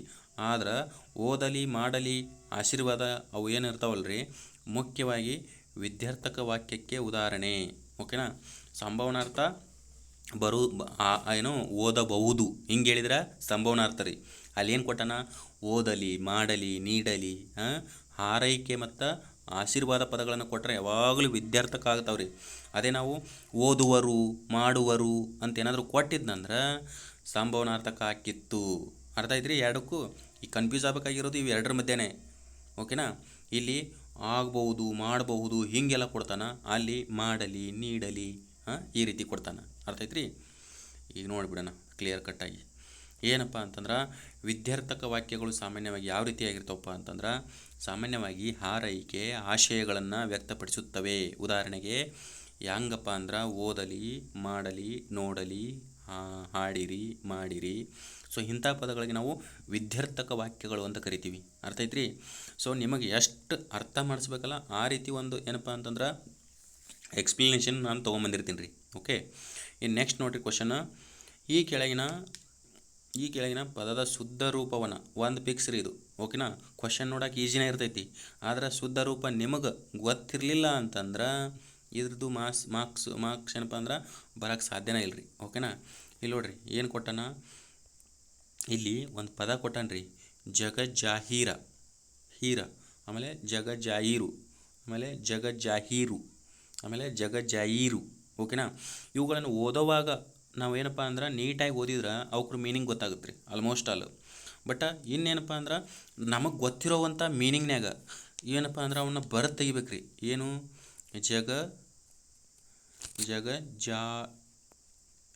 ಏನಪ್ಪ ಅಂದ್ರೆ ಜಾಹೀರು ಅಂತ ಮುಂದೆ ಏನಪ್ಪ ಅಂತಂದ್ರೆ ಇಲ್ಲಿ ಅಷ್ಟೇ ವೇರಿಯೇಷನ್ ಆಗಿರೋದು. ಮುಂದೆ ಏನು ಆಗುತ್ತಪ್ಪ ಅಂತಂದ್ರೆ ಅದು ಪೂರ್ತಿಯಾಗಿ ಹೀರು ಅಂತ ಬರ್ಬೇಕು ರೀ ಓಕೆನಾ. ಜಗಜ್ಜಾಹೀರು ಓಕೆನಾ. ಇಲ್ಲಿ ನೋಡ್ರಿ ದೀರ್ಘ ಬಂದಿಲ್ಲ ಇಲ್ಲಿ ಆಮೇಲೆ ಇಲ್ಲಿ ಬಂದು ಈ ಬಂದೈತಿ, ಆಮೇಲೆ ಇಲ್ಲಿ ಐತಲ್ಲ ಈ ದೊಡ್ಡ ಈ ಐತಿ ಓಕೆನಾ. ಜಗಜ್ಜಾಹೀರು ಅಂತಂದ್ರೆ ಸಾಮಾನ್ಯವಾಗಿ ಜಗತ್ ಪ್ಲಸ್ ಜಾಹೀರು ಓಕೆನಾ. ಜಾಹೀರು ಜತ್ಸ್ವ ಸಂಧಿ ಆಗುತ್ತೆ ಅನ್ಸುತ್ತೆ ಓಕೆನಾ. ಸೊ ಹಿಂಗೆ ಅರ್ಥ ಐತ್ರಿ. ಇವು ಬರೆಯೋದನ್ನ ನಾವು ಓದೋದನ್ನು ಮತ್ತು ಬರೆಯೋದನ್ನು ನೀಟಾಗಿ ಕಲ್ತೀವಿ ಅಂತಂದ್ರೆ ಜಗಜ್ಜಾಹೀರು ಈಜಿ ಆಗುತ್ತೆ ನೋಡ್ರಿ ಓಕೆನಾ. ಇನ್ನು ನೆಕ್ಸ್ಟು ವೆರಿ ಇಂಪಾರ್ಟೆಂಟ್ ನುಡಿಗಟ್ಟು ಓಕೆನಾ. ನುಡಿಗಟ್ಟಿನ ಮ್ಯಾಗೆ ಕ್ವಶನ್ ಆಗೈತ್ರಿ ಏನಂದ್ರೆ ಈ ಕೆಳಗಿನ ವಾಕ್ಯದಲ್ಲಿ ನುಡಿಗಟ್ಟು ಅಲ್ಲದ ವಾಕ್ಯವನ್ನು ಗುರುತಿಸಿ ಅಂತ ಕೇಳ್ಯಾರ. ನಾ ಹೇಳಿದ್ಮೇಲೆ ಸ್ಟೇಟ್ಮೆಂಟ್ ಕೊಡ್ತಾನಂತ ಮೊದಲೆಲ್ಲ ಐತಲ್ರಿ ಇಂಥ ವಾಕ್ಯಗಳನ್ನು ಕೊಟ್ಟು ಇದು ಯಾವ ಒಂದು ವಾಕ್ಯಕ್ಕೆ ಉದಾಹರಣೆ ಆಗಿದೆ ಅಂತ ಕೇಳ್ತಿದ್ದ. ಈಗ ಹೆಂಗಂತಂದ್ರೆ ಹಲವಾರು ವಾಕ್ಯಗಳನ್ನು ಕೊಟ್ಬಿಟ್ಟು ಅದರಲ್ಲಿ ನುಡಿಗಟ್ಟು ಯಾವುದು ಅಲ್ಲಪ್ಪ ಅಂತ ಕೇಳ್ತಾನೆ ರೀ ಓಕೆನಾ. ಸೊ ಯಾವುದಲ್ಲ ಅಂತ ನಾವು ನೋಡಿಬಿಡೋಣ. ಫಸ್ಟ್ನೇ ಸ್ಟೇಟ್ಮೆಂಟ ಎರಡನೇ ಸ್ಟೇಟ್ಮೆಂಟ ಮೂರನೇ ಸ್ಟೇಟ್ಮೆಂಟ್ ಅಂತ ನೋಡಿಬಿಡೋಣ ಓಕೆನಾ. ಹತ್ತು ಕಟ್ಟುವ ಬದಲು ಒಂದು ಮುತ್ತು ಕಟ್ಟು ಅಂತ ಇದೇನಪ್ಪ ಅಂದ್ರೆ ಈ ಹಿರೀಕರು ಹೇಳ್ತಿರ್ತಾರೆ ಓಕೆನಾ. ನುಡಿಗಟ್ಟು ಹೇಳ್ತಿರ್ತಾನೆ. ಸೊ ಆಮೇಲೆ ಜಟ್ಟಿ ಕೆಳಗೆ ಬಿದ್ದರೂ ಮೀಸೆ ಮಣ್ಣಾಗಲಿಲ್ಲ ಇದು ಕೂಡ ನುಡಿಗಟ್ಟು ರೀ. ಇನ್ನು ಡಂಗೂರ ಒಡೆಸು ಅಂದ್ರೆ ಊರಿಗೆ ಸಾರೋದು ಅಥವಾ ಮತ್ತೊಂದು ಸಾರೋದು ಅಂತಾರಲ್ಲ. ಸೊ ಹಂಗೆ ಇಲ್ಲಿ ಏನಪ್ಪ ಅಂದ್ರೆ ಇವು ಮೂರೂ ಅದಾವಲ್ರಿ ನುಡಿಗಟ್ಟಿಗೆ ಉದಾಹರಣೆ ರೀ. ಅರ್ಥ ಐತ್ರಿ. ಇಲ್ಲೊಂದು ಐತೆ ನೋಡ್ರಿ, ಏತಿ ಅಂದರೆ ಪ್ರೇತಿ. ಓಕೆನಾ, ಸಾರಿ 10 ಕಟ್ಟುವ ಮೊದಲು ಒಂದು ಮುತ್ತು ಕಟ್ಟು, ಗಾದೆ ಮಾತಿದ್ದಂಗೆ ಐತ್ರಿ. ಇಲ್ಲಿ ಆನ್ಸರ್ ಪ್ರಶ್ನೆದು. ಓಕೆನಾ, ಸರಿ ಕರೆಕ್ಟ್. ಎಸ್, ಆನ್ಸರ್ ಐತಲ್ರಿ ಪ್ರಶ್ನೆದಾಗುತ್ತೆ ನುಡಿಗಟ್ಟು. ಓಕೆನಾ, ಏತಿ ಅಂದರೆ ಪ್ರೇತಿ ಅಂದರೆ ನುಡಿಗಟ್ಟು ಅಂದ್ರೆ ಒಳ ಅರ್ಥವನ್ನು ಒಳಗೊಂಡಂಥ ಪದಗಳು ರೀ. ಓಕೆನಾ, ಮಿಸ್ಟೇಕ್ ಐತಿ ಇಲ್ಲಿ, ಒಳ ಅರ್ಥಗಳನ್ನು ಒಳಗೊಂಡಂಥ ಪದಗಳು ನುಡಿಗಟ್ಟು ಅಂತಂದ್ರೆ. ಇನ್ನು ಡಂಗೂರ ಹೊಳೆ ನೋಡ್ರಿ, ಇದು ಕೂಡ ಒಳ ಅರ್ಥವನ್ನು ಒಳಗೊಂಡೈತಿ. ಏತಿ ಅಂದರೆ ಪ್ರೇತಿ, ಇದು ಕೂಡ ಒಳ ಅರ್ಥವನ್ನು ಒಳಗೊಂಡೈತಿ. ಇನ್ನು ಜಟ್ಟಿ ಕೆಳಗೆ ಬಿದ್ದರೂ ಮೀಸೆ ಮಣ್ಣಾಗಲಿಲ್ಲ, ಇದು ಕೂಡ ಒಳ ಅರ್ಥವನ್ನು ಒಳಗೊಂಡೈತಿ. ಇಲ್ಲಿ ನೋಡ್ರಿ, ಆಲ್ರೆಡಿ ಸೆಂಟೆನ್ಸ್ನಾಗ ಅವ ನೀಟಾಗಿ ಹೇಳ್ಬಿಟ್ಟಾನ. ಓಕೆನಾ, ನೀಟಾಗಿ ಏನಪ್ಪ ಅಂತಂದ್ರೆ ಹೇಳ್ಬಿಟ್ಟಾನ. ಏನು ಹೇಳ್ಯಾನ, 10 ಕಟ್ಟುವ ಬದಲು ಒಂದು ಮುತ್ತು ಕಟ್ಟು. ಓಕೆನಾ, ಇದು ಏನಪ್ಪ ಅಂತಂದ್ರೆ ಆಲ್ರೆಡಿ ಅವನೇ ಎಕ್ಸ್ಪ್ಲೇನ್ ಕೊಟ್ಬಿಟ್ಟಿರ್ತಾನೆ. ಇದು ಏನಪ್ಪ ಅಂದ್ರೆ ಗಾದೆ ಮಾತು ಅಥವಾ ನಾಣ್ಣುಡಿ ಆಗುತ್ತೆ ರೀ. ಇದೇನಂದ್ರೆ ನುಡಿಗಟ್ಟು ಆಗಲ್ಲ ರೀ. ನುಡಿಗಟ್ಟು ಅಂದ್ರೆ ಒಳ ಅರ್ಥವನ್ನು ಒಳಗೊಂಡಂಥ ಪದಗಳು. ಮುಖ್ಯವಾಗಿ ನಾವೇನಪ್ಪ ಅಂದ್ರೆ ಆವಾಗಲೇ ನಾವು ಎನಾಲಿಸಿಸ್ ಮಾಡುವಾಗ ಒಳ ಅರ್ಥ ಅಂತ ನಾವು ಅರ್ಥ ಮಾಡ್ಕೊಳ್ಳಿಲ್ಲ. ಓಕೆನಾ, ಒಳ ಅರ್ಥವನ್ನು ಒಳಗೊಂಡಂಥ ಪದಗಳಿಗೆ ನಾವು ನುಡಿಗಟ್ಟು ಅಂತ ಕರಿತೀವಂತ ಅರ್ಥ ಮಾಡ್ಕೊಂಡಿರಲಿಲ್ಲ. ಸೊ ಹಂಗಾಗಿ ಅದು ಮಿಸ್ಟೇಕ್ ಆಯಿತು. ಓಕೆನಾ, ಸೊ ಇಲ್ಲಿ ಏನಪ್ಪ ಅಂತಂದ್ರೆ ಈ 10 ಕಟ್ಟುವ ಬದಲು ಒಂದು ಮುತ್ತು ಕಟ್ಟು ಐತಿಲ್ಲ, ಇದು ಗಾದೆ ಮಾತು ಅಥವಾ ನಾಣ್ಣುಡಿ ಆಗುತ್ತೆ ನೋಡ್ರಿ. ಓಕೆನಾ, ಇಲ್ಲ ಇದು ನೋಡ್ರಿ, 10 ಕಟ್ಟುವ ಬದಲು ಒಂದು ಮುತ್ತು ಕಟ್ಟು ಎಂಬುದು ಗಾದೆ ಮಾತು ಅಥವಾ ನಾಣ್ಣುಡಿಯಾಗಿದೆ. ಓಕೆನಾ, ನೋಡ್ರಿ ಇವ್ಕರದು ಒಳಾರ್ಥ ಇರ್ತೈತಿ. ಏತಿ ಎಂದರೆ ಪ್ರೇತಿ ಅಥವಾ ಡಂಗೂರ ಪರಿಸು, ಜಟ್ಟಿ ಕೆಳಗೆ ಬಿದ್ದರೂ ಮೀಸಿ ಮಣ್ಣಾಗಲಿಲ್ಲ, ಈ ರೀತಿ. ಓಕೆನಾ, ನೆಕ್ಸ್ಟ್ ಇನ್ನು ನೋಡ್ರಿ, ಅವಾಗೆಲ್ಲ ವಿರುದ್ಧಾರ್ಥಕ ಪದಗಳು ಒಂದೇ ಕೇಳ್ತಿದ್ದ. ಈಗ ನೋಡ್ರಿ ಹಲವಾರು ಪದಗಳನ್ನು ಕೊಟ್ಬಿಟ್ಟು ಅದರಲ್ಲಿ ಏನಪ್ಪ ಅಂತಂದ್ರೆ ವಿರುದ್ಧಾರ್ಥಕ ಪದವನ್ನು ಗುರುತಿಸ್ರಿ ಅಂತ ಹೇಳ್ಯಾನ. ಓಕೆನಾ, ಸೊ ಫಸ್ಟ್ನೇದು ಪದ ಕೊಟ್ಟಾನ ನೋಡೋಣ, 4 ಆಪ್ಷನ್ ನೋಡ್ಬಿಡೋಣ. ಓಕೆನಾ, ಫಸ್ಟ್ನೇದು ಏನಪ್ಪ ಅಂತಂದ್ರೆ ಸಂಸ್ಕೃತಿ ದುಸ್ಸಂಸ್ಕೃತಿ ಅಂತ ಕೊಟ್ಟಾನ. ಇನ್ನು ಉತ್ತಮ ಅಧಮ ಅಂತ ಕೊಟ್ಟಾನ, ಉತ್ಸಾಹ ನಿರುತ್ಸಾಹ ಅಂತ ಕೊಟ್ಟಾನ, ತ್ಯಾಗ ಭೋಗ ಅಂತ ಕೊಟ್ಟಾನ. ಇವು ಅದಾವಲ್ರಿ, ಎಲ್ಲದು ಏನಪ್ಪ ಅಂದ್ರೆ ತ್ಯಾಗ ಭೋಗ ರೈಟ್ ಐತಿ, ಉತ್ಸಾಹ ನಿರುತ್ಸಾಹ ರೈಟ್ ಐತಿ, ಉತ್ತಮ ಅಧಮ ರೈಟ್ ಐತಿ. ಇಲ್ಲೇನಪ್ಪ ಅಂದ್ರೆ ಸಂಸ್ಕೃತಿ ಏನಪ್ಪ ಅಂತಂದ್ರೆ ದುಸ್ಸಂಸ್ಕೃತಿ ಬರ್ಬೋದು, ಬಟ್ ಎಕ್ಸಾಕ್ಟ್ ವರ್ಡ್ ಏನಪ್ಪ ಅಂದ್ರೆ ಅದಕ್ಕೆ ಇಲ್ಲಿ ಐತಿ ನೋಡ್ರಿ, ಅಸಂಸ್ಕೃತಿ ಅಂತ ಬರಬೇಕು. ಓಕೆನಾ, ದುಸ್ಸಂಸ್ಕೃತಿ ಅಲ್ಲ, ಅಸಂಸ್ಕೃತಿ. ಓಕೆನಾ, ಸೊ ದುಸ್ಸಂಸ್ಕೃತಿ ಬರುತ್ತೋ ಇಲ್ಲ ಅಂತ ಯಾರಾದರೂ ರಿಸರ್ಚ್ ಸಂಶೋಧನೆ, ಕನ್ನಡ ಸಂಶೋಧನೆ ಮಾಡೋರು ಹಾಕ್ರಿ. ಯಾಕಂತಂದ್ರೆ ಇದು ಅಸಂಸ್ಕೃತಿ ಆಗುತ್ತಾ, ದುಸ್ಸಂಸ್ಕೃತಿ ಆಗಲ್ಲ ನೋಡ್ರಿ. ಓಕೆನಾ, ಇನ್ನು ನೆಕ್ಸ್ಟ್ ವೆರಿ ಇಂಪಾರ್ಟೆಂಟ್ ನೋಡ್ರಿ, ಮಾಡರ್ನ್ ಕನ್ನಡದಲ್ಲಿ ಫೇಮಸ್ ಗೀತೆ ಇದು. ಓಕೆನಾ, ನಾಡ ರೈತ ಗೀತೆ ಎಂದು ಕರೆಯುವ ನೇಗಿಲ ಯೋಗಿ. ಓಕೆನಾ, ನಾವು ಕೇಳ್ತಿರ್ತೀವಲ್ಲ, ಯಾರ್ದಾದ್ರು ಹಲೋ ಟ್ಯೂನು ಅದು ಇದು ನೋಡ್ತಿರ್ತೀವಿ, ನೇಗಿಲ ಹಿಡಿದ ಹೊಲದೊಳು ರೈತ ಅಂತ ಕೇಳ್ತಿರ್ತೀವಲ್ಲ. ಸೊ ಆ ಹಾಡನ್ನು ಕುವೆಂಪುನವರು ಈ ಕೆಳಗಿನ ಯಾವ ಕೃತಿಯಲ್ಲಿ ಬರೆದಾರ ಮತ್ತು ಅದರಿಂದ ತೆಗೆದುಕೊಂಡ್ರಂತ ಕ್ವಶನು ಅರ್ಥ ಆಯ್ತು ರೀ. ಕ್ವಶನ್ ಎಲ್ಲೈತಿ ಇಲ್ಲಿ ಐತಿ ನೋಡ್ರಿ, ಯಾವ ಕೃತಿಯಿಂದ ಏನಪ್ಪ ಅಂತಂದ್ರೆ ಅದನ್ನ ತೆಗೆದುಕೊಂಡಿವಿ ಅಂತ ಕೇಳ್ಯಾನ. ಓಕೆ, ಇಲ್ಲಿ ನೋಡ್ರಿ ಆಪ್ಷನ್ದಾಗ ಮಲೆನಾಡಿನ ಚಿತ್ರಗಳಂತೈತಿ, ಚಿತ್ರಾಂಗದ ಅಂತೈತಿ, ನೆನಪಿನ ದೋಣಿಯಲ್ಲಂತೈತಿ, ಇನ್ನು ಕೊಳಲು ಅಂತೈತಿ. ಇವು ಎಲ್ಲ ಅದಾವಲ್ರಿ, ಏನಪ್ಪ ಅಂದ್ರೆ ಕುವೆಂಪುನವರ ಒಂದು ಇವನ್ನ ರೀ ಏನು ಕೃತಿಗಳು. ಇದರಲ್ಲಿ ಮುಖ್ಯವಾಗಿ ಏನಪ್ಪ ಅಂತಂದ್ರೆ ಈ ರೈತ ಗೀತೆಯನ್ನು ಎಲ್ಲಿಂದ ತೊಗೊಂಡ್ರಪ್ಪ ಅಂತಂದ್ರೆ ಕೊಳಲು ಎಂಬ ಇದರಿಂದ ತೊಗೊಂಡಾರ ನೋಡ್ರಿ, ಕೃತಿಯಿಂದ. ಓಕೆನಾ, ಇಲ್ಲೈತೆ ನೋಡ್ರಿ ನೀಟಾಗಿ. ಇದರ ಚರಣ ಏನಂತ ಅಂತಂದ್ರೆ ನೇಗಿಲ ಹಿಡಿದ ಹೊಲದಳು ಹಾಡುತ್ತಾ ಉಳುವ ಯೋಗಿಯ ನೋಡಲ್ಲಿ. ಓಕೆನಾ, ಸೊ ಈ ಒಂದು ಸಾಂಗು ಸಾಮಾನ್ಯವಾಗಿ 1983ರಲ್ಲಿ ಏನಪ್ಪ ಅಂತಂದ್ರೆ ಕಾಮನಬಿಲ್ಲು ಚಿತ್ರದಲ್ಲಿ ಏನಪ್ಪ ಅಂದ್ರೆ ಹಾಡಿದರು. ಸೊ ಹಂಗಾಗಿ ಯಾರು ಹಾಡ್ತಾರಪ್ಪ ಅಂದ್ರೆ ಸಿ ಅಶ್ವಥ್ ಅವರು ಹಾಡ್ತಾರೆ. ಸೊ ಹಂಗಾಗಿ ಇದು ಫೇಮಸ್ ಆಯಿತು. ಬಟ್ ಯಾವ ಕೃತಿ ಅಂತ ಬಂದರೆ ಕೊಳಲು ಕೃತಿಯಿಂದ ತೆಗೆದುಕೊಂಡ್ರ. ಓಕೆನಾ, ಎಲ್ಲೈತ್ರಿ ಕೊಳಲು, ಇಲ್ಲೈತೆ ನೋಡ್ರಿ. ಓಕೆ, ನೆಕ್ಸ್ಟ್ ಇದನ್ನು ಲಾಸ್ಟ್ ಕ್ವಶನ್ ಮಾಡಿಬಿಡೋಣ ರೀ, ಯಾಕಂದ್ರೆ ಟೈಮು ಮ್ಯಾನೇಜ್ ಜಾಸ್ತಿ ಆದಂಗೆ ಇದ್ರದ್ದು. ಇದು ಲಾಸ್ಟ್ ಕ್ವಶನ್ ಮಾಡಿಬಿಡೋಣ. ಇನ್ನು ಅಲ್ಪಡು ಎಂಬ ಪ್ರತ್ಯಯವನ್ನು ಡ್ಯಾಶ್ಗೆ ಸೇರಿಸಲಾಗಿದೆ. ಓಕೆನಾ, ಇಲ್ಲಿ ನೋಡ್ರಿ, ಅಲ್ಪಡು ಅಂತ ಒಂದು ಪ್ರತ್ಯಯ ರೀ, ಎಲ್ಲಿ ಬರುತ್ತಂತ ಕೇಳೇನವ. ಓಕೆನಾ, ಯಾವ ವಾಕ್ಯದಲ್ಲಿ ಅಥವಾ ಯಾವ ಒಂದು ಥರನಾದಂಥ ವಾಕ್ಯದಲ್ಲಿ ನಾವು ನೋಡ್ತೀವಿ ಅಂತ. ಓಕೆನಾ, ಸೊ ಇಲ್ಲಿ ಏನಂತಂದ್ರೆ ಇಲ್ಲಿ ಆಪ್ಷನ್ದಾಗ ನೋಡ್ರಿ, ಕರ್ಮಪದ ಅಂತ ಕೊಟ್ಟಾನ, ಆಮೇಲೆ ಕಾಲಸೂಚಿಕೆ ಪ್ರತ್ಯಯ ಅಂತ ಕೊಟ್ಟಾನ, ಕ್ರಿಯಾಪದ ಧಾತು ಅಂತ ಕೊಟ್ಟಾನ, ಕರ್ತೃಪದ ಧಾತು ಅಂತ ಕೊಟ್ಟಾನ. ಓಕೆನಾ, ಅಲ್ಪಡು ನೋಡ್ರಿ, ಏನಪ್ಪ ಅಂದ್ರೆ ಇವತ್ತಿನ ತರಗತಿ ಅವರಿಂದ ಮಾಡಲ್ಪಟ್ಟಿತು, ಅಲ್ಪಟ್ಟಿತ್ತು. ಓಕೆನಾ, ಸೊ ಅಲ್ಲಿ ಅಲ್ಪಟ್ಟಿತು ಅಂತಂದಾಗ ನಾವು ಎಲ್ಲಿ ಬಳಸ್ತೀವಿ, ಕೊನೆಯದಾಗಿ ಎಲ್ಲಿ ಬಳಸಿದ್ರಿ ಅದನ್ನ, ಇವತ್ತಿನ ತರಗತಿ ಅವರಿಂದ ಬೋಧಿಸಲ್ಪಟ್ಟಿತು, ಅಲ್ಪಟ್ಟಿತು. ಯಾವುದಂದ್ರೆ ಕ್ರಿಯಾಪದದ ಧಾತುವಲ್ಲಿ ಬಳಸಿದ್ದೀರಿ ನಾವು. ಅರ್ಥ ಆಯ್ತು ರೀ. ಸೊ ಅಲ್ಪದು. ಓಕೆನಾ, ಯಾವುದೇ ಒಂದು ಕಾಲಸೂಚಕ ಇಲ್ಲ, ಇದು ಕಾಲಸೂಚಕ ಇಲ್ಲ, ಆಮೇಲೆ ಕರ್ತೃಪದ ಅಂತೂ ಮೊದಲೇ ಅಲ್ಲ, ಕರ್ಮಪದ ಅಂತೂ ಮೊದಲೇ ಅಲ್ಲ. ಸೊ ಕನ್ಫ್ಯೂಸ್ ಆಗಬೇಕಾಗಿರೋದು ಕಾಲಸೂಚಕ ಪ್ರತ್ಯಯ ಮತ್ತು ಕಾಲಸೂಚಕ ಪ್ರತ್ಯಯ ಮತ್ತು ಏನಪ್ಪ ಅಂದ್ರೆ ಕ್ರಿಯಾಪದ ಧಾತು. ಬಟ್ ಅದು ಕೊನೆಯದಲ್ಲಿ ಸೆಂಟೆನ್ಸ್ನ ಕೊನೆಯಲ್ಲಿ ಬಳಕೆ ಆಗೈತಲ್ಲ, ಸೊ ಹಂಗಾಗಿ ಏನಪ್ಪ ಅಂತಂದ್ರೆ ನಾವು ಇದನ್ನು ಕ್ರಿಯಾಪದದ ಧಾತು ಅಂತ ವಿಭಜನೆ ಮಾಡ್ತೀವಿ. ಓಕೆನಾ, ಪ್ರಿಯ ಆಗೈತಿ, ಇದು ಕ್ರಿಯಾಪದದ ಧಾತು. ಸಾಮಾನ್ಯವಾಗಿ ವಿಭಕ್ತಿ ಪ್ರತ್ಯಯ ಇರುವುದಿಲ್ಲ. ಓಕೆನಾ, ಉದಾಹರಣೆಗೆ ತಿನ್ನು, ಹೋಗು, ಆಮೇಲೆ ತಿಳಿ, ನಡಕು ಆಗಿದೆ. ಓಕೆನಾ, ಸೊ ಇವು ಏನಪ್ಪ ಅಂದ್ರೆ ಕ್ರಿಯಾಪದ ಮೂಲ ಧಾತುಗಳು. ಓಕೆನಾ, ಸೊ ಈ ರೀತಿ ಏನಪ್ಪ ಅಂತಂದ್ರೆ ಈ ಒಂದು ಸೆಕ್ಷನ್ನ ಡಿಸ್ಕಷನ್ ಆಗಿತ್ತು. ಸೊ ಎಲ್ಲರಿಗೂ ಏನಪ್ಪ ಅಂತಂದ್ರೆ ಶುಭ ಮುಂಜಾನೆ. ಅಂದರೆ ಇದು ಮಾರ್ನಿಂಗ್ ಅಪ್ಲೋಡ್ ಆಗ್ತಾಯಿದೆ, ಸೊ ಹಂಗಾಗಿ ಶುಭ ಮುಂಜಾನೆ ತಿಳಿಸುತ್ತಾ, ಇನ್ನೂ ಏನಾದರೂ ಅಪ್ಡೇಟ್ ನೀಟಾಗಿ ಆಗಬೇಕಾಗಿದ್ದು ಏನಾದರೂ ಇದ್ದರೆ ಕಮೆಂಟ್ ಬಾಕ್ಸ್ನಲ್ಲಿ ಕಮೆಂಟ್ ಆನ್ ಇರುತ್ತೆ, ಎಲ್ಲರೂ ತಿಳಿಸ್ರಿ. ಮತ್ತು ಹೆಚ್ಚಾಗಿ ಏನಪ್ಪ ಅಂತಂದರೆ ನಿಮ್ಮ ಸ್ನೇಹಿತರಿಗೂ ಕೂಡ, ಈಗ ನೋಡಿರಿ ಕ್ವಶನ್ ಅನಲೈಸಿಸ್ ಆಲ್ಮೋಸ್ಟ್ ಅಲ್ಲಿ ನಾವು ಸಿಲೆಬಸ್ ಅನಲೈಸಿಸ್ ಥರ ಮಾಡ್ತಾಯಿದ್ದೀವಿ, ಅರ್ಥ ಐತ್ರಿ. ಸೊ ಹಂಗಾಗಿ ಏನಪ್ಪ ಅಂತಂದ್ರೆ ಸೊ ದಿವ್ಸಕ್ಕೆ 10 ಕ್ವಶನ್ ಮಾಡಿದರೂ ಪರವಾಗಿಲ್ಲ, ಪರ್ಫೆಕ್ಟ್ನೆಸ್ ಇಂಪಾರ್ಟೆಂಟ್. ಓಕೆನಾ, ಸೊ ಹಾಗಾಗಿ ಇದು ಒಂದು ಪ್ರೊಸೆಸ್ಸು ಈ ಥರ ಆಗ್ತಾಯಿದೆ. So thank you so much. ಇದೇ ಥರ ಸಪೋರ್ಟ್ ಮಾಡ್ತಾಯಿರಿ. ನಿನ್ನೆ ವಿಡಿಯೋ ಚೆನ್ನಾಗಿ ರೆಸ್ಪಾನ್ಸ್ ಬಂದಿದೆ. Thank you so much.